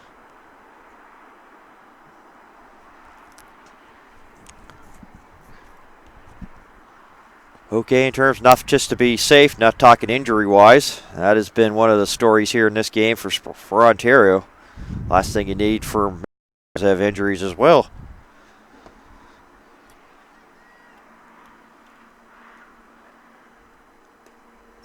Chanel just gets a piece of it.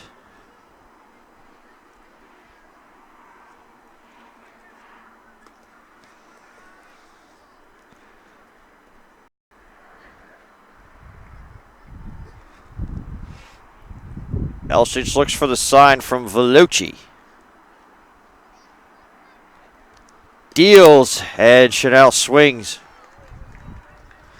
And a miss for her.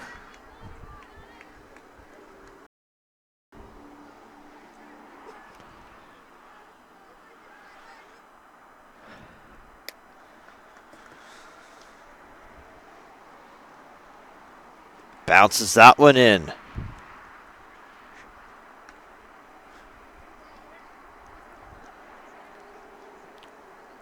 Give Elsich credit. Really holding it here for Ontario to try to get back into this game. 9-8. Chanel shortens up the swing and puts it to left field. Swain around third. There won't be a throw.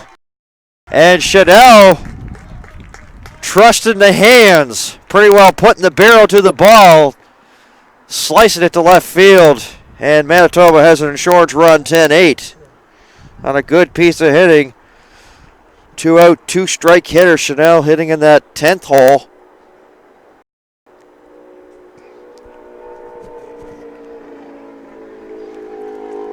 (10-8) as they head to the top with Dixon. First they'll check on Chanel.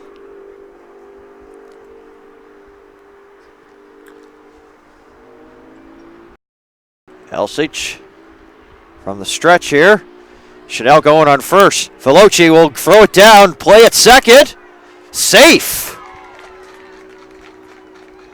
James doesn't think so, but umpire Jared Conrad was right there, had a good look.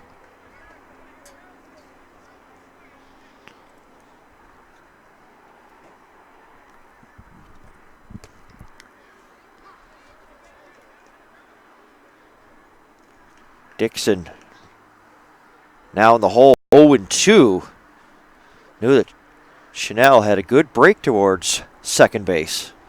Now she's in a hole and has to dig herself out. That's low. Didn't miss by much. 1 ball, 2 strikes. Elsich on the 1-2 offering, and that's sliced over the dugout and towards the bullpen area of Team Manitoba as a few youngsters run out of the stands to try to come up with that foul ball. Time being called.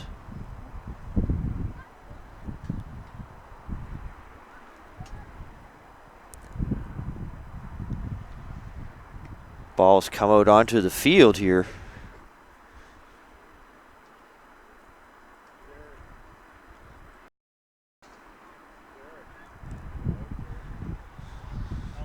Veloci went out for a quick conversation with Elsich.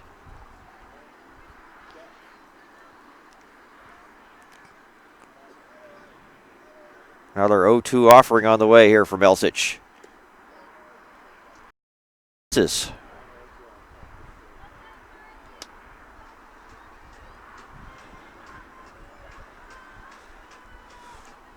Last game here on the day as Dixon goes down after it, and that will end the inning. But Chanel with a single plates Swain, and Manitoba gets a run added on here in the top of the fifth for them, so it's 10-8 as we head to the bottom of the fifth. On what's turned out to be a little bit of a Saturday evening in Bedford.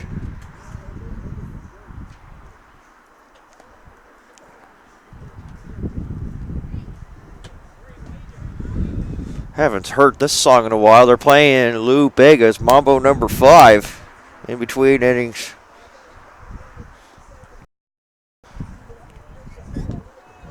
Probably some of the kids here saying, who's Lou Bega and who's Mambo number 5? Under 16 team. Oh, you see some of the people dancing in the crowd here to that song. I don't know if they're dancing just to the song or if they're dancing just to try to keep warm on this cool evening. One of the Manitoba fans is walking around in shorts, so just get cold just looking at you.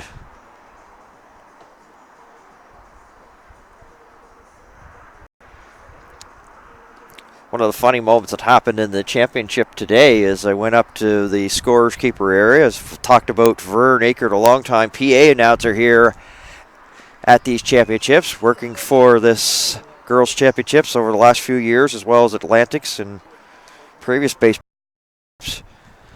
Started putting on his pullover. He said, I'm cold, and that was at about 10 o'clock this morning. I think he's probably still cold. It's back underway here at the bottom of the fifth.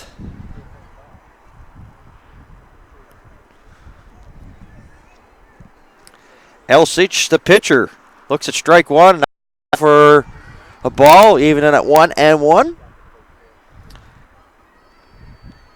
Elsich, Claire Johnson, and Emma Howarth due up. Swing and a miss, strike two. Pitcher trying to help out her own cause here. Stages. Bottom of the fifth, Ontario trailing by 2 now. 10-8. That's bounced in, even at 2-2.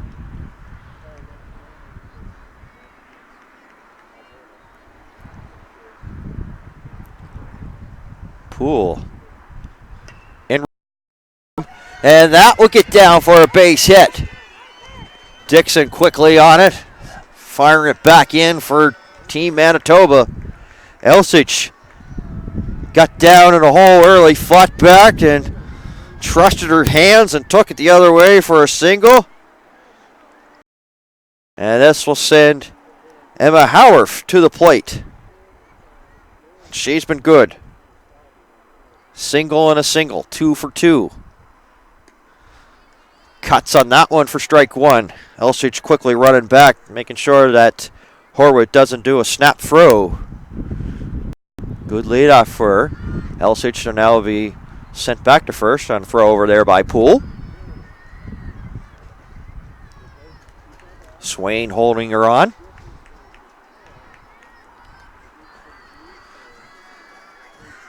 And another throw over, so Poole thinks something's up here. Elsich. Double play depth for Manitoba. Ledahowski, the shortstop.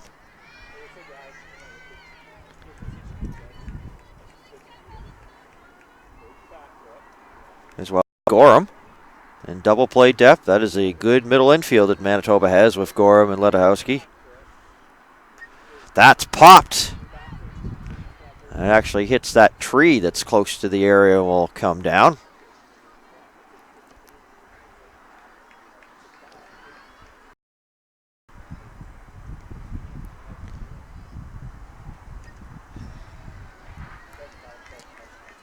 You know, looking at Emma Howard's stance now, almost reminds me, and this is going to really age me, there was the Baltimore Orioles as well as Boston Red Sox wore the same sort of number jersey, I believe, with those hands well above the helmet here. She'll go down swinging, and a snap throw sends Elsich back to first. So the perfect night here for Emma Howard comes. She's a strikeout victim. Claire Johnson now up.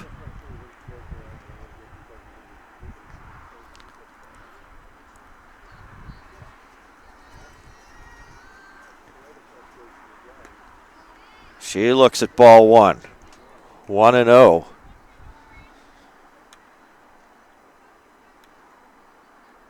Getting a sign there from Coach Gilroy. Good lead for Elsich. Here's the 1-0. At the letters. That evens it at 1-1.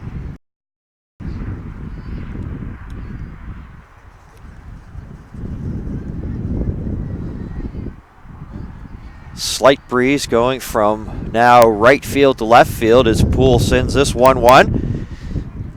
That could be trouble, and it lands in there for a base hit. Elsich had to wait for a second. Make sure that it dropped. Johnson will get a hit. Elsich up to second. So the tying runs on board. Veloci, the catcher. She has a double and a single in this game, so offers at the first one and fouls it. One strike.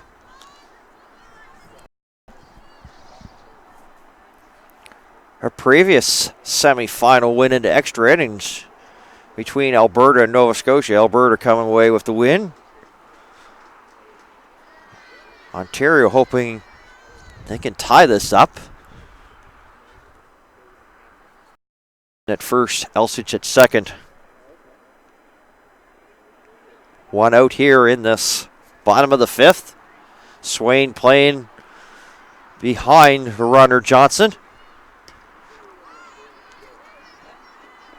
No play made here, but both Poole and Swain went over to take a look. Also Horwood too.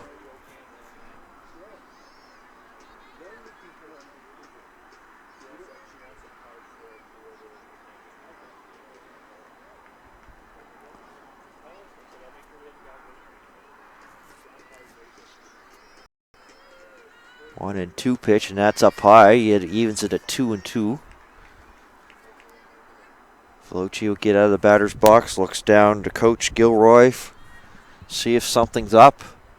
Johnson get a good secondary lead with Swain not holding her on. The 2-2 offering for ball three, so she's filled the count.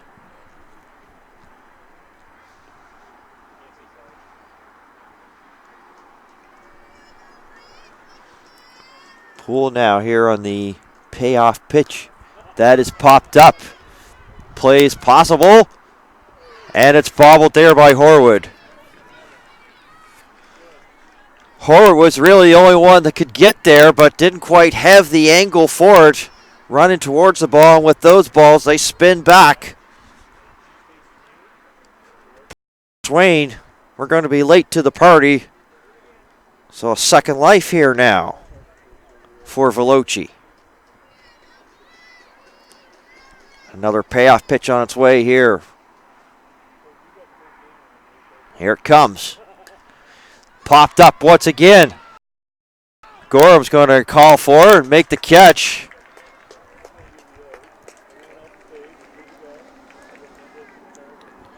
That's out number 2, and now we'll send it back to the top here for Emma James, a shortstop.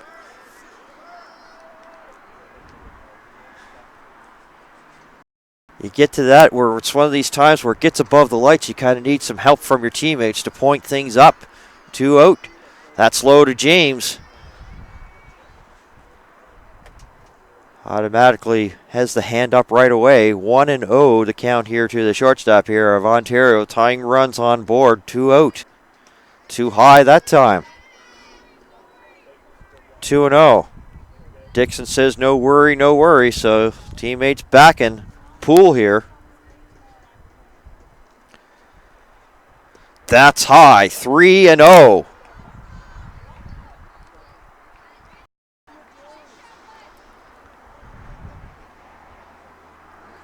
No room for error now.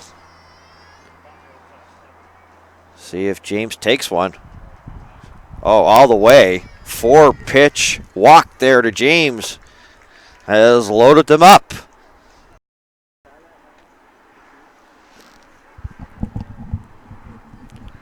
So now a single can tie this game. Sabrina Foltz will come up here. She's had a game that she'd like to forget about. 3 strikeouts so far. Trying golden sombrero, as they say.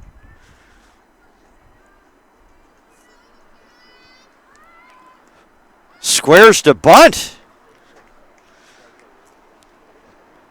Saw that the infield was back. Why not? Put it down. If you got it down, would have brought in a run, but she couldn't get the bunt down, so it's strike 1 here to the center fielder.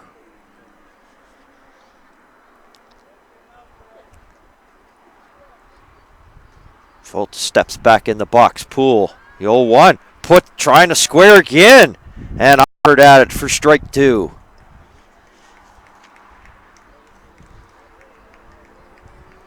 First you don't succeed, try again, and I think it's definitely off the plate now with 0-2.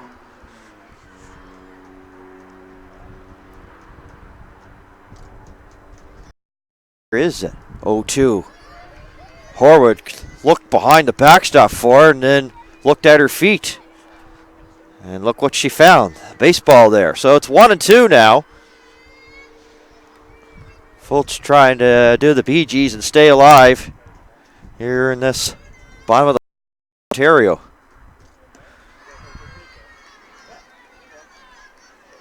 Two and 2 as the count is even.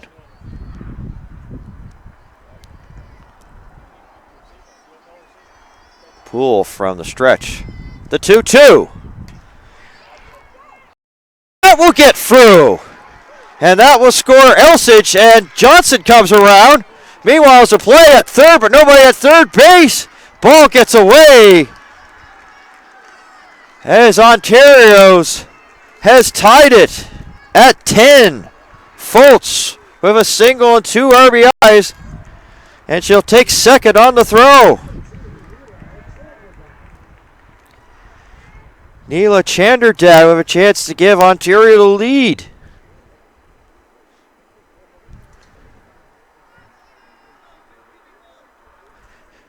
James at third. Elsich and Johnson coming around 10-10, and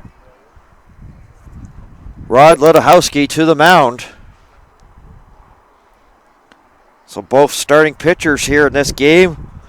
Lauren Howarth and Mercedes Gorham off the hook. We get no decisions here in this one.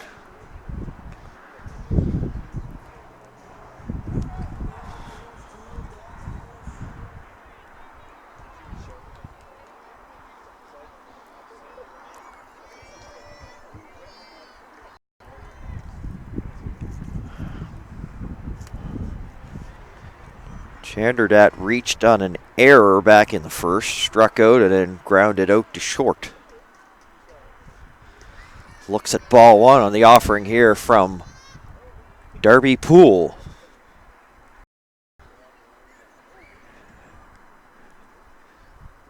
And that's high, 2-0.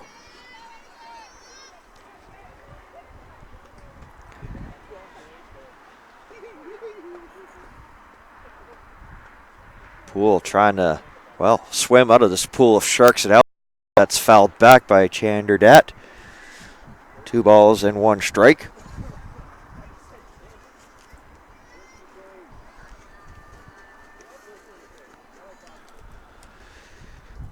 Horwood and Poole will have a conversation.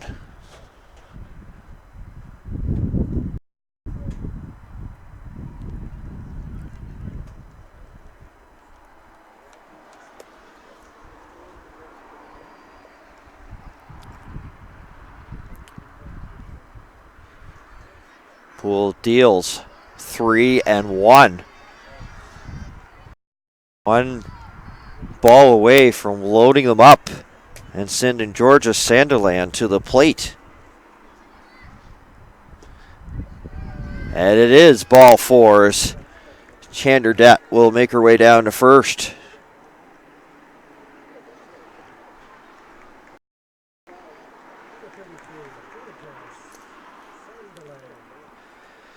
Sanderland.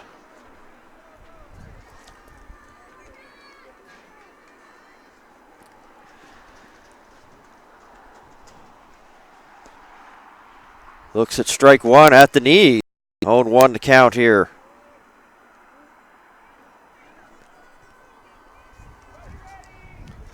Sanderland's first base, got a single and reached out in air.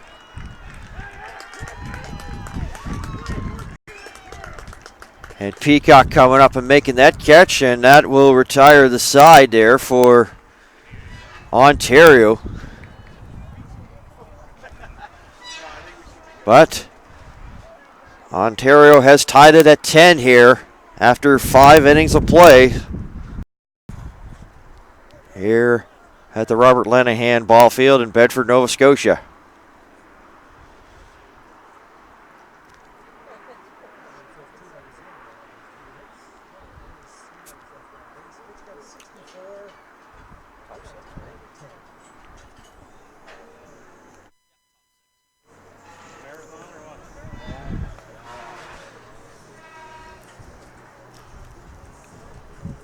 Elsage back on for another inning, so now she finds herself the pitcher of record as well as Darby Poole. But is it going to be a win? Is it going to be a loss?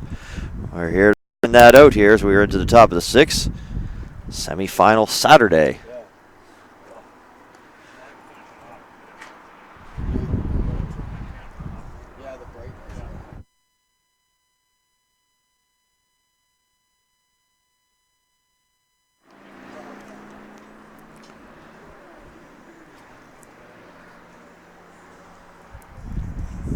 So it's been a back and forth game here.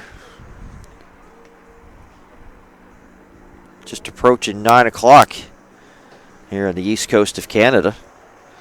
Manitoba took the lead at 2-0 there after the first inning. Ontario tied it after 2 innings of play, 2-2. And then the third inning of doom is what I'm calling it. For both teams, 7 runs there for Manitoba. And then Ontario came back with 6. So it's the top of the 6th. And it's Poole leading it off here. Poole led Ahowski and Horwood.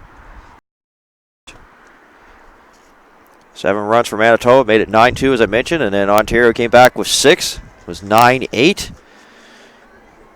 Teams decided to take a break from scoring runs in the 4th. And then back in the 5th, Manitoba got 1 more run, and Ontario rallied back with 2 in their bottom half of the inning. And that's where we stand right now. 10-10 in the 6th.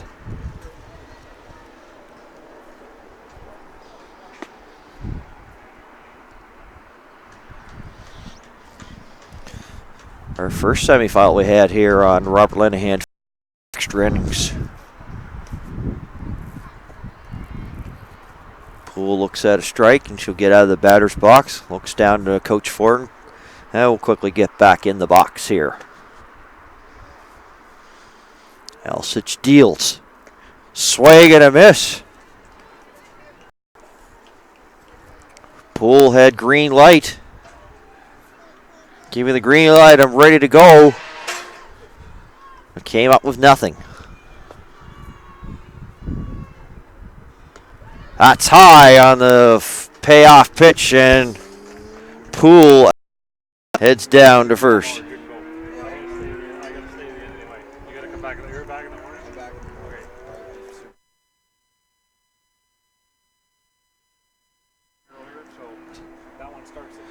J.C. Ledahowski.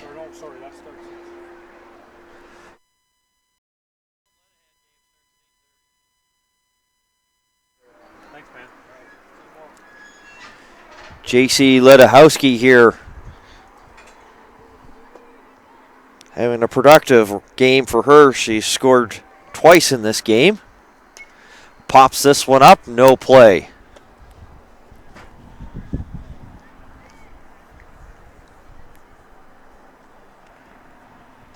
Team Ontario looking to turn to rack it up, as they say. Poole with a good lead at first base, being held by Johnson. Elsich with a pause, now to the plate. And a strike there to the Manitoba shortstop.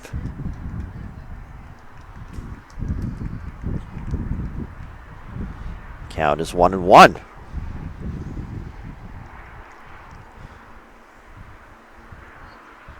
That one's 2 balls and 1 strike. You know, earlier in the championships, we saw a lot of players, as soon as they got the first, were off on the first indication to the mound, to the home plate. Pardon me. Here's the 2-1, and that's bounced in. And that's going to make the count 3-1.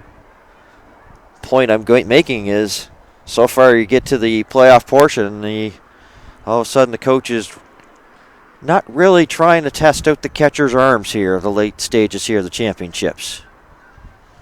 Ledahowski in the driver's seat, 3-1. Veloci and Elsich not on the same page.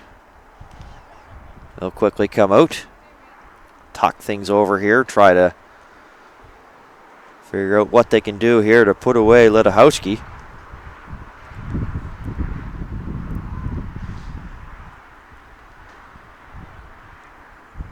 Sue Dofreich calls time as she has blown a tire momentarily here, the first base umpire here in this game between Ontario and Manitoba.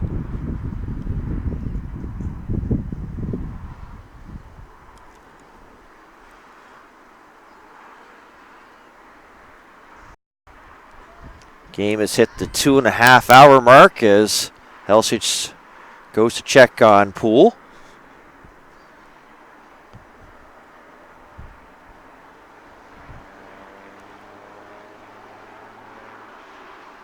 Three-one on its way.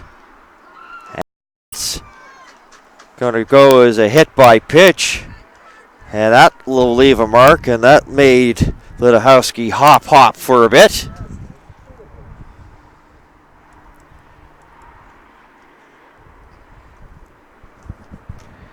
Jasmine Horwood. So Ontario evens it up there. Their bottom half of the 5th. And now Manitoba has their first 2 hitters on base. Elsich being relieved here as Elsich will now go to right field. Chandler Dat will go to the mound.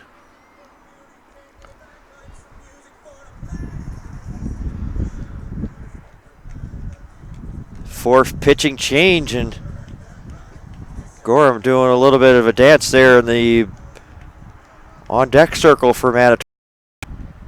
Seems to be A-OK, and Ledahowski still trying to shake off that one. She took in the leg there. She was hit by pitch.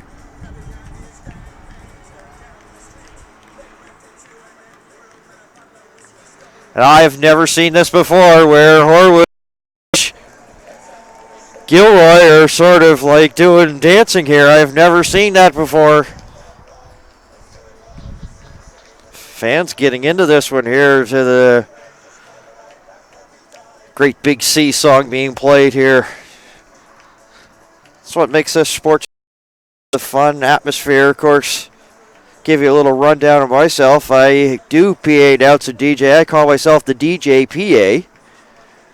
So I like to play a little bit of tunes and have a little bit of fun here at these baseball games. And it's my first year working for the Hammonds Plains Baseball Association, covering under 18 AAA, the under 18 AA, the under 21 East Coast Royals team, as well as the Tri-County under 18 AAA team. And I also work for Darcy Murphy's Mosquito under 11 team, Truro Bearcats intermediate team. So I sort of know what it's like to get the crowd going here at these ball games. Chanderdat. Horwood sends it down to third. Paige Allen decides to tag, and they say safe as she didn't touch her. So all hands are safe.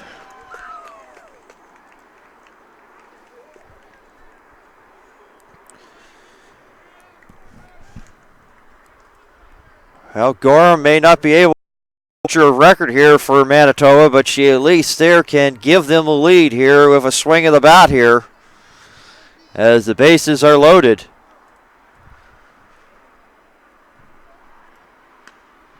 First dealing is high, 1-0.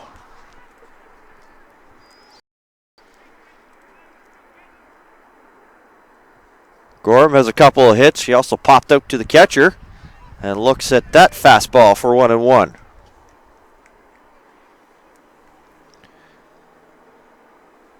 Michaela Peacock, the third base woman, on deck circle, and that gets to the backstop. And they're going to play at the plate. Called out as Chanderdat gets there in time as Poole is pushing it, pushing the limits. Called out for the first out of the inning.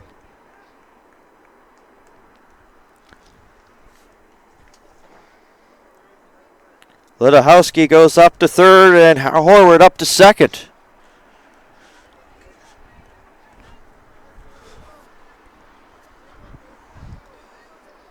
In a tie game with a short back.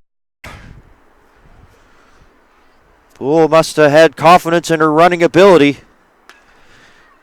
Oh, there's a liner back to Chanderdat. They'll throw over to third, but not in time. She hesitated momentarily, and that prevented the line out double play. And Adam Ball. I hate those as a hitter. You hit the ball hard, but you don't even leave the batter's box area. She lines it right out to the pitcher for out number 2. Especially when you hit it to those corners as well, either a pitcher or the corners, and you take 2 steps out of the box and you're out. If you're going to be out, I'd rather hit a fly ball and let the outfielder try to make a play out as opposed to line it out to third. At least give me a little bit of exercise. That's just my opinion. Peacock with the open stance. Thought about offering that one, but that's too low.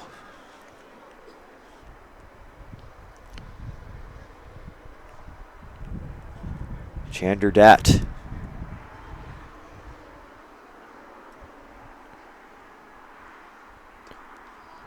Hoping to get the strike call. Does it this time.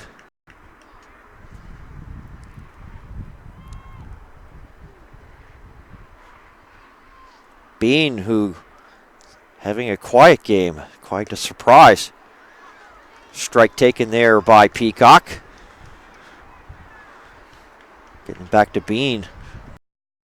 Manitoba fans watching online and probably here in the stands thinking she's due. Peacock with a weak wave, and she'll strike out. A promising inning for Manitoba has gone by the wayside. So 10 we head to the bottom of the 6th on a windy, cool Saturday night from Bedford, Nova Scotia's Robert Lenahan Field.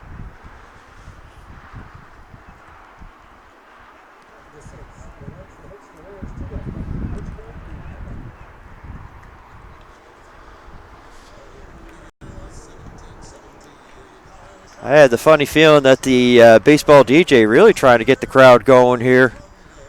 It's a thing when some of these teams that come from a distance and come here, they don't get used to this type of music back out in their out in Western Canada for Manitoba, and of course Eastern Canada, Central Canada for Ontario, so they get a chance to hear some down-home East Coast music. Well, we call it down-home East Coast music, of course.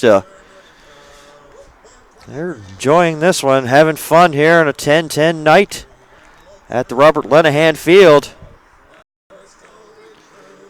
Clapping along, really has the crowd going.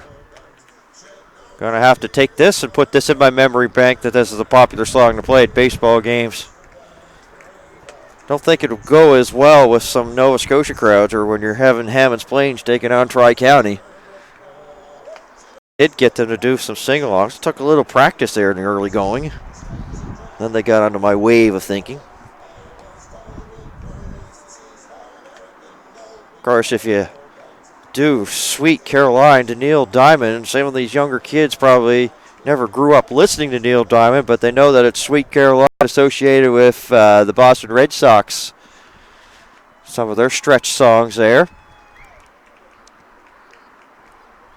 Kids come screaming out of the dugout trying to do the bop bop bop. It's hilarious.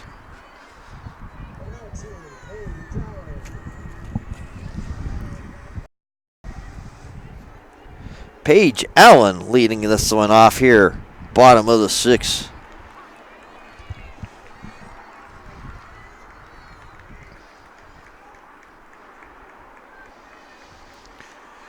Allen doubled and scored back in the third.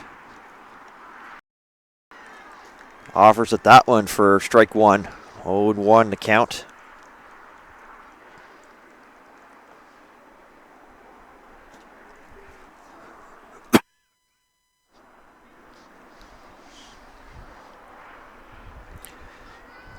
Knees bent there by. She looks at that one. So that evens it up at 1.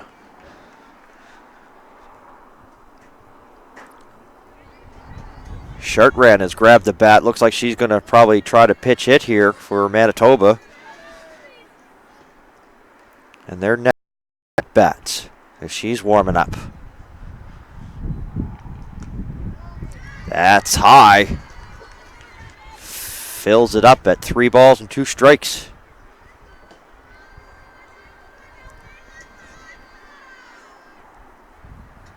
Payoff pitch. Back up to the middle. Ledahowski on the run over to Swain. To get Allen for out number 1.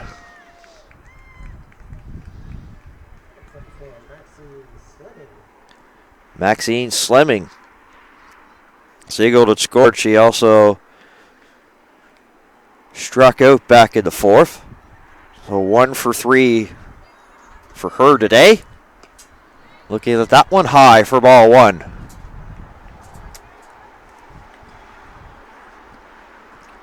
One and 0. Poole. That's high. 2-0.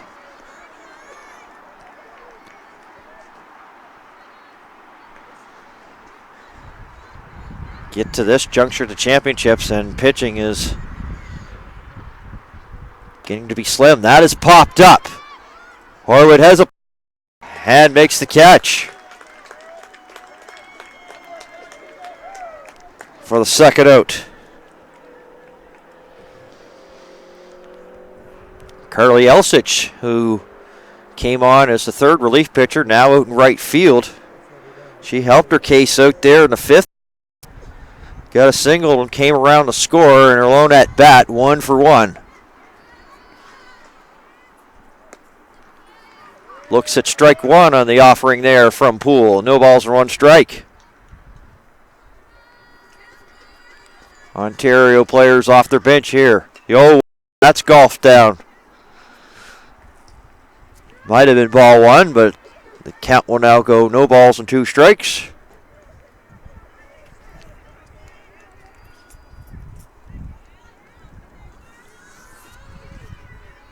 Poole 1 pitch away from ending the inning, and she does as Elsich swings and misses.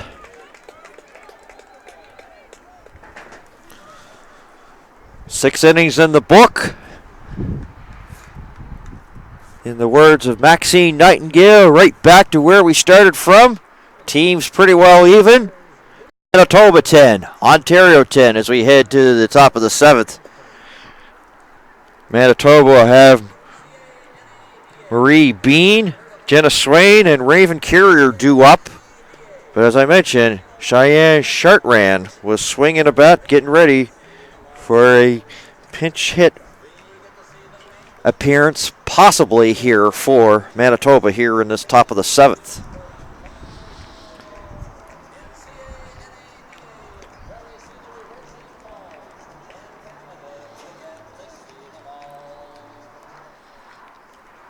Janderdat back here, and she has really shut the door since coming in for Elsich here. Came into a bit of a pickle and then had that line shot and almost tried to double up there, and that was a nice play. Janderdat started this game as an alternate hitter, but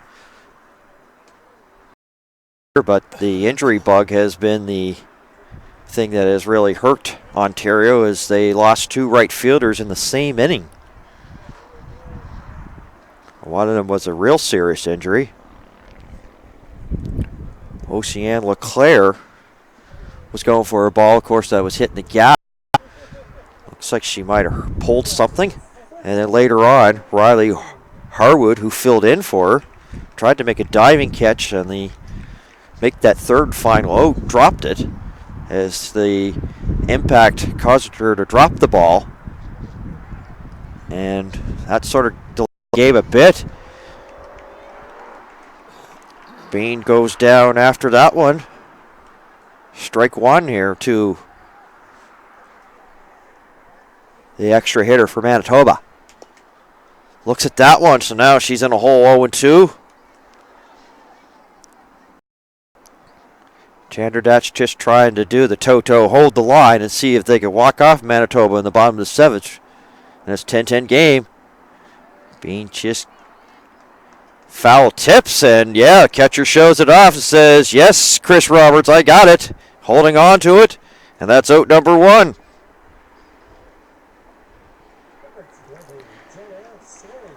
Jenna Swain has been very patient in this game.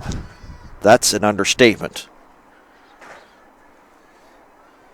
3 plate appearances, 3 walks. Well, as soon as I say that, she up and swings on the first offering there by Janderdat and swings and misses and is now in an 0-1 hole. That one's low, so that will bring it to 1 ball, 1 strike here to the first baseman.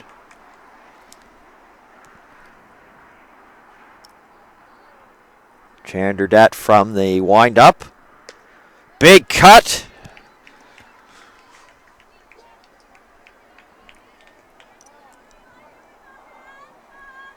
Swain back in the box here. 1-2 offering from Janderdat. That's a bouncer. Slemming has some time, throws it over to Johnson to retire Swain. For out number 2.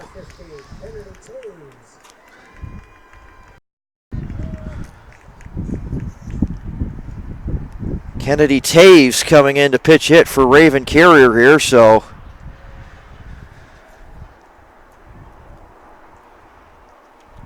Taves a right-hand hitter.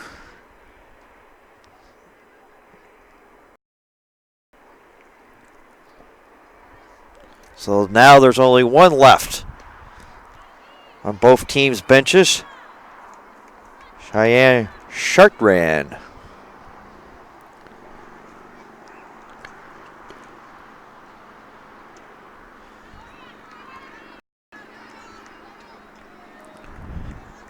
Janderdat throwing some good quality strikes here, giving Ontario the shutdown that they need.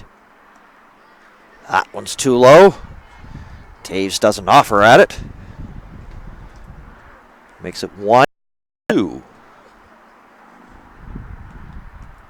Chandradat deals. And Taves fights it off and goes over to the scorekeeper's tent and into the concession stands here in Bedford.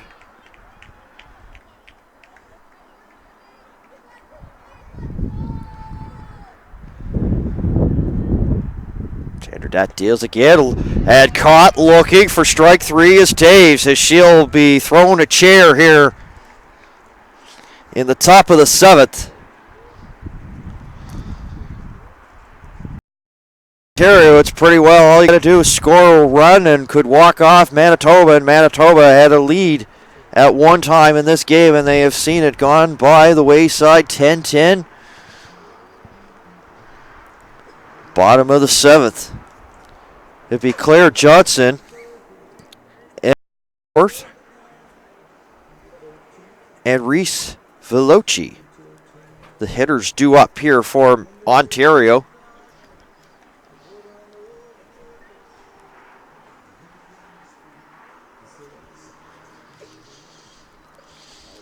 Manitoba, knowing that the nation is, well, a short leash here for Poole here. She has making her way through that second, possibly third time around here in this order against Ontario. So as a result, they will get things going and stirring as Bean is doing some soft tossing here right now.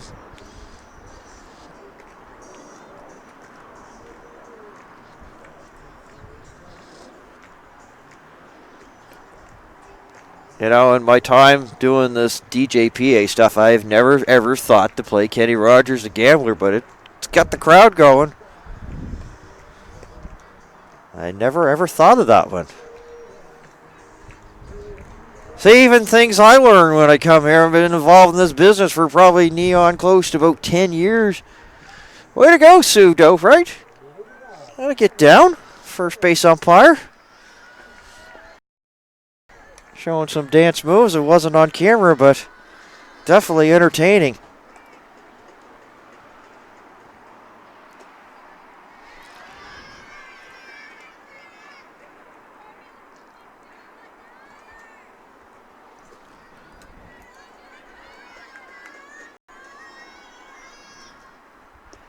Howarth now coming up here.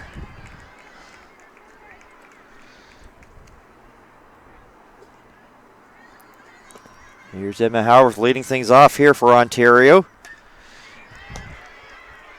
Lidahowski, that eats her up and has difficulty handling it. So the game-winning run is on first.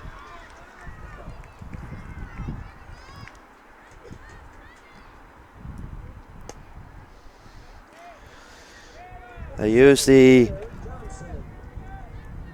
alternate Howarth to get the hit.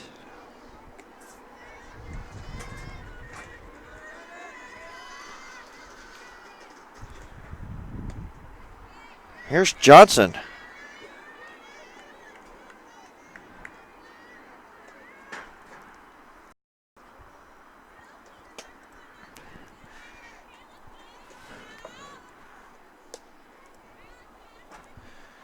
Bean still continuing to warm up. There's a ball. And it goes by the center fielder. Howarth can get on here. She rounds second. Johnson hits second. Howarth now coming around third. Gilroy gives her the wave. And now she's stuck between no man's land and has to hurry up to get to third. But it's second and third as Johnson goes back as the bases were unattended. Close call for both teams that direction. Time called. Fortin calling in the troops.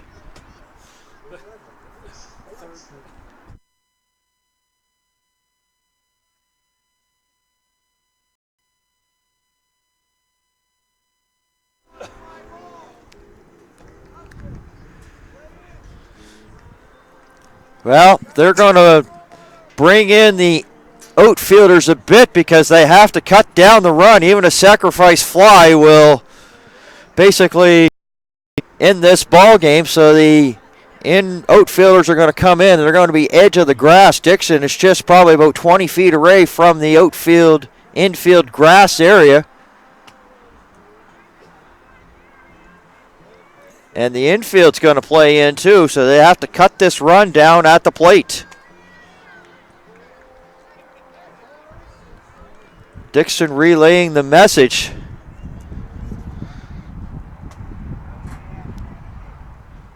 Chanel had difficulties with that last one. They'll walk Veloci, so they'll put the bases loaded. The intentional walk.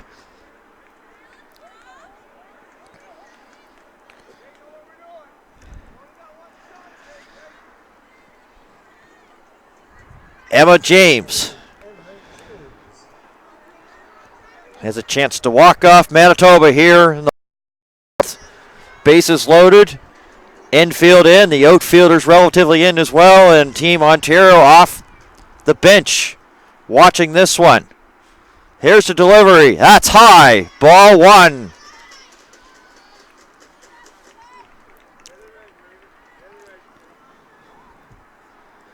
Interesting that they turn it over to the top of the order, but Veloci has been a little bit difficult. Oh, there's ball two.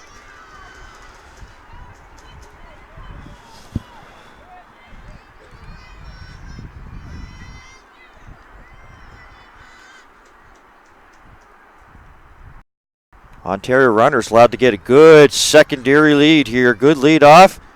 James with the pop-up. Gorham right under it and makes the catch. So that's a big first out.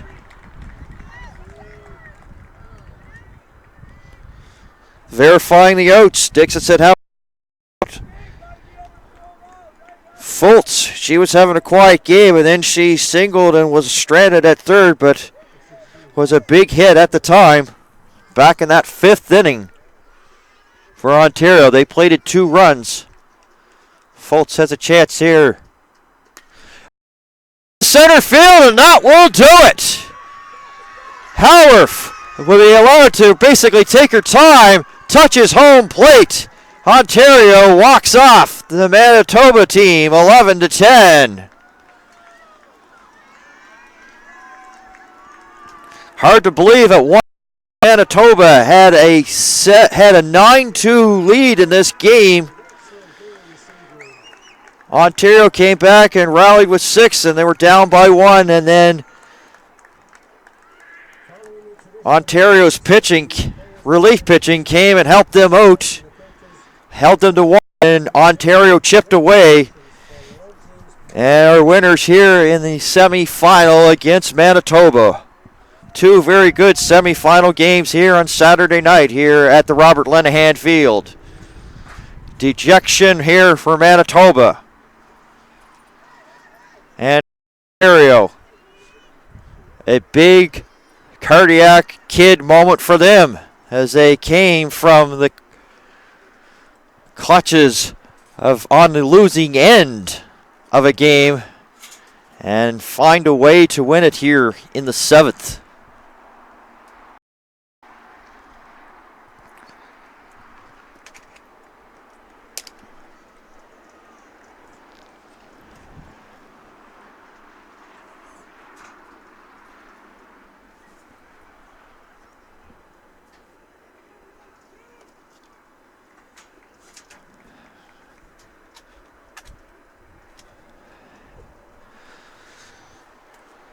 Sticking around for the MVP presentation, but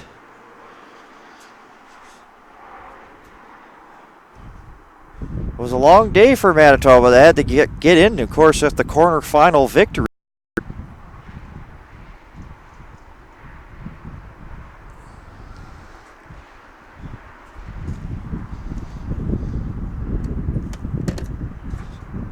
So tomorrow morning at 9 o'clock, Quebec 2 versus Nova Scotia 2. Also another game taking place between Prince Edward Island and New Brunswick in the 11-12 games. Those will be the 5-6 game we'll have at 9 o'clock. And the 9-10 placement game at 11:30. That's on the Joan Lenahan Field, and the 7-8 game. So determining what up and will be the early games tomorrow morning. 360 Live will have the coverage of the 8:30, 9 o'clock games. So right now the bronze medal set up, Nova Scotia 1 versus Quebec 1, and at 3 o'clock. And championship game, the gold medal game, Alberta versus British Columbia.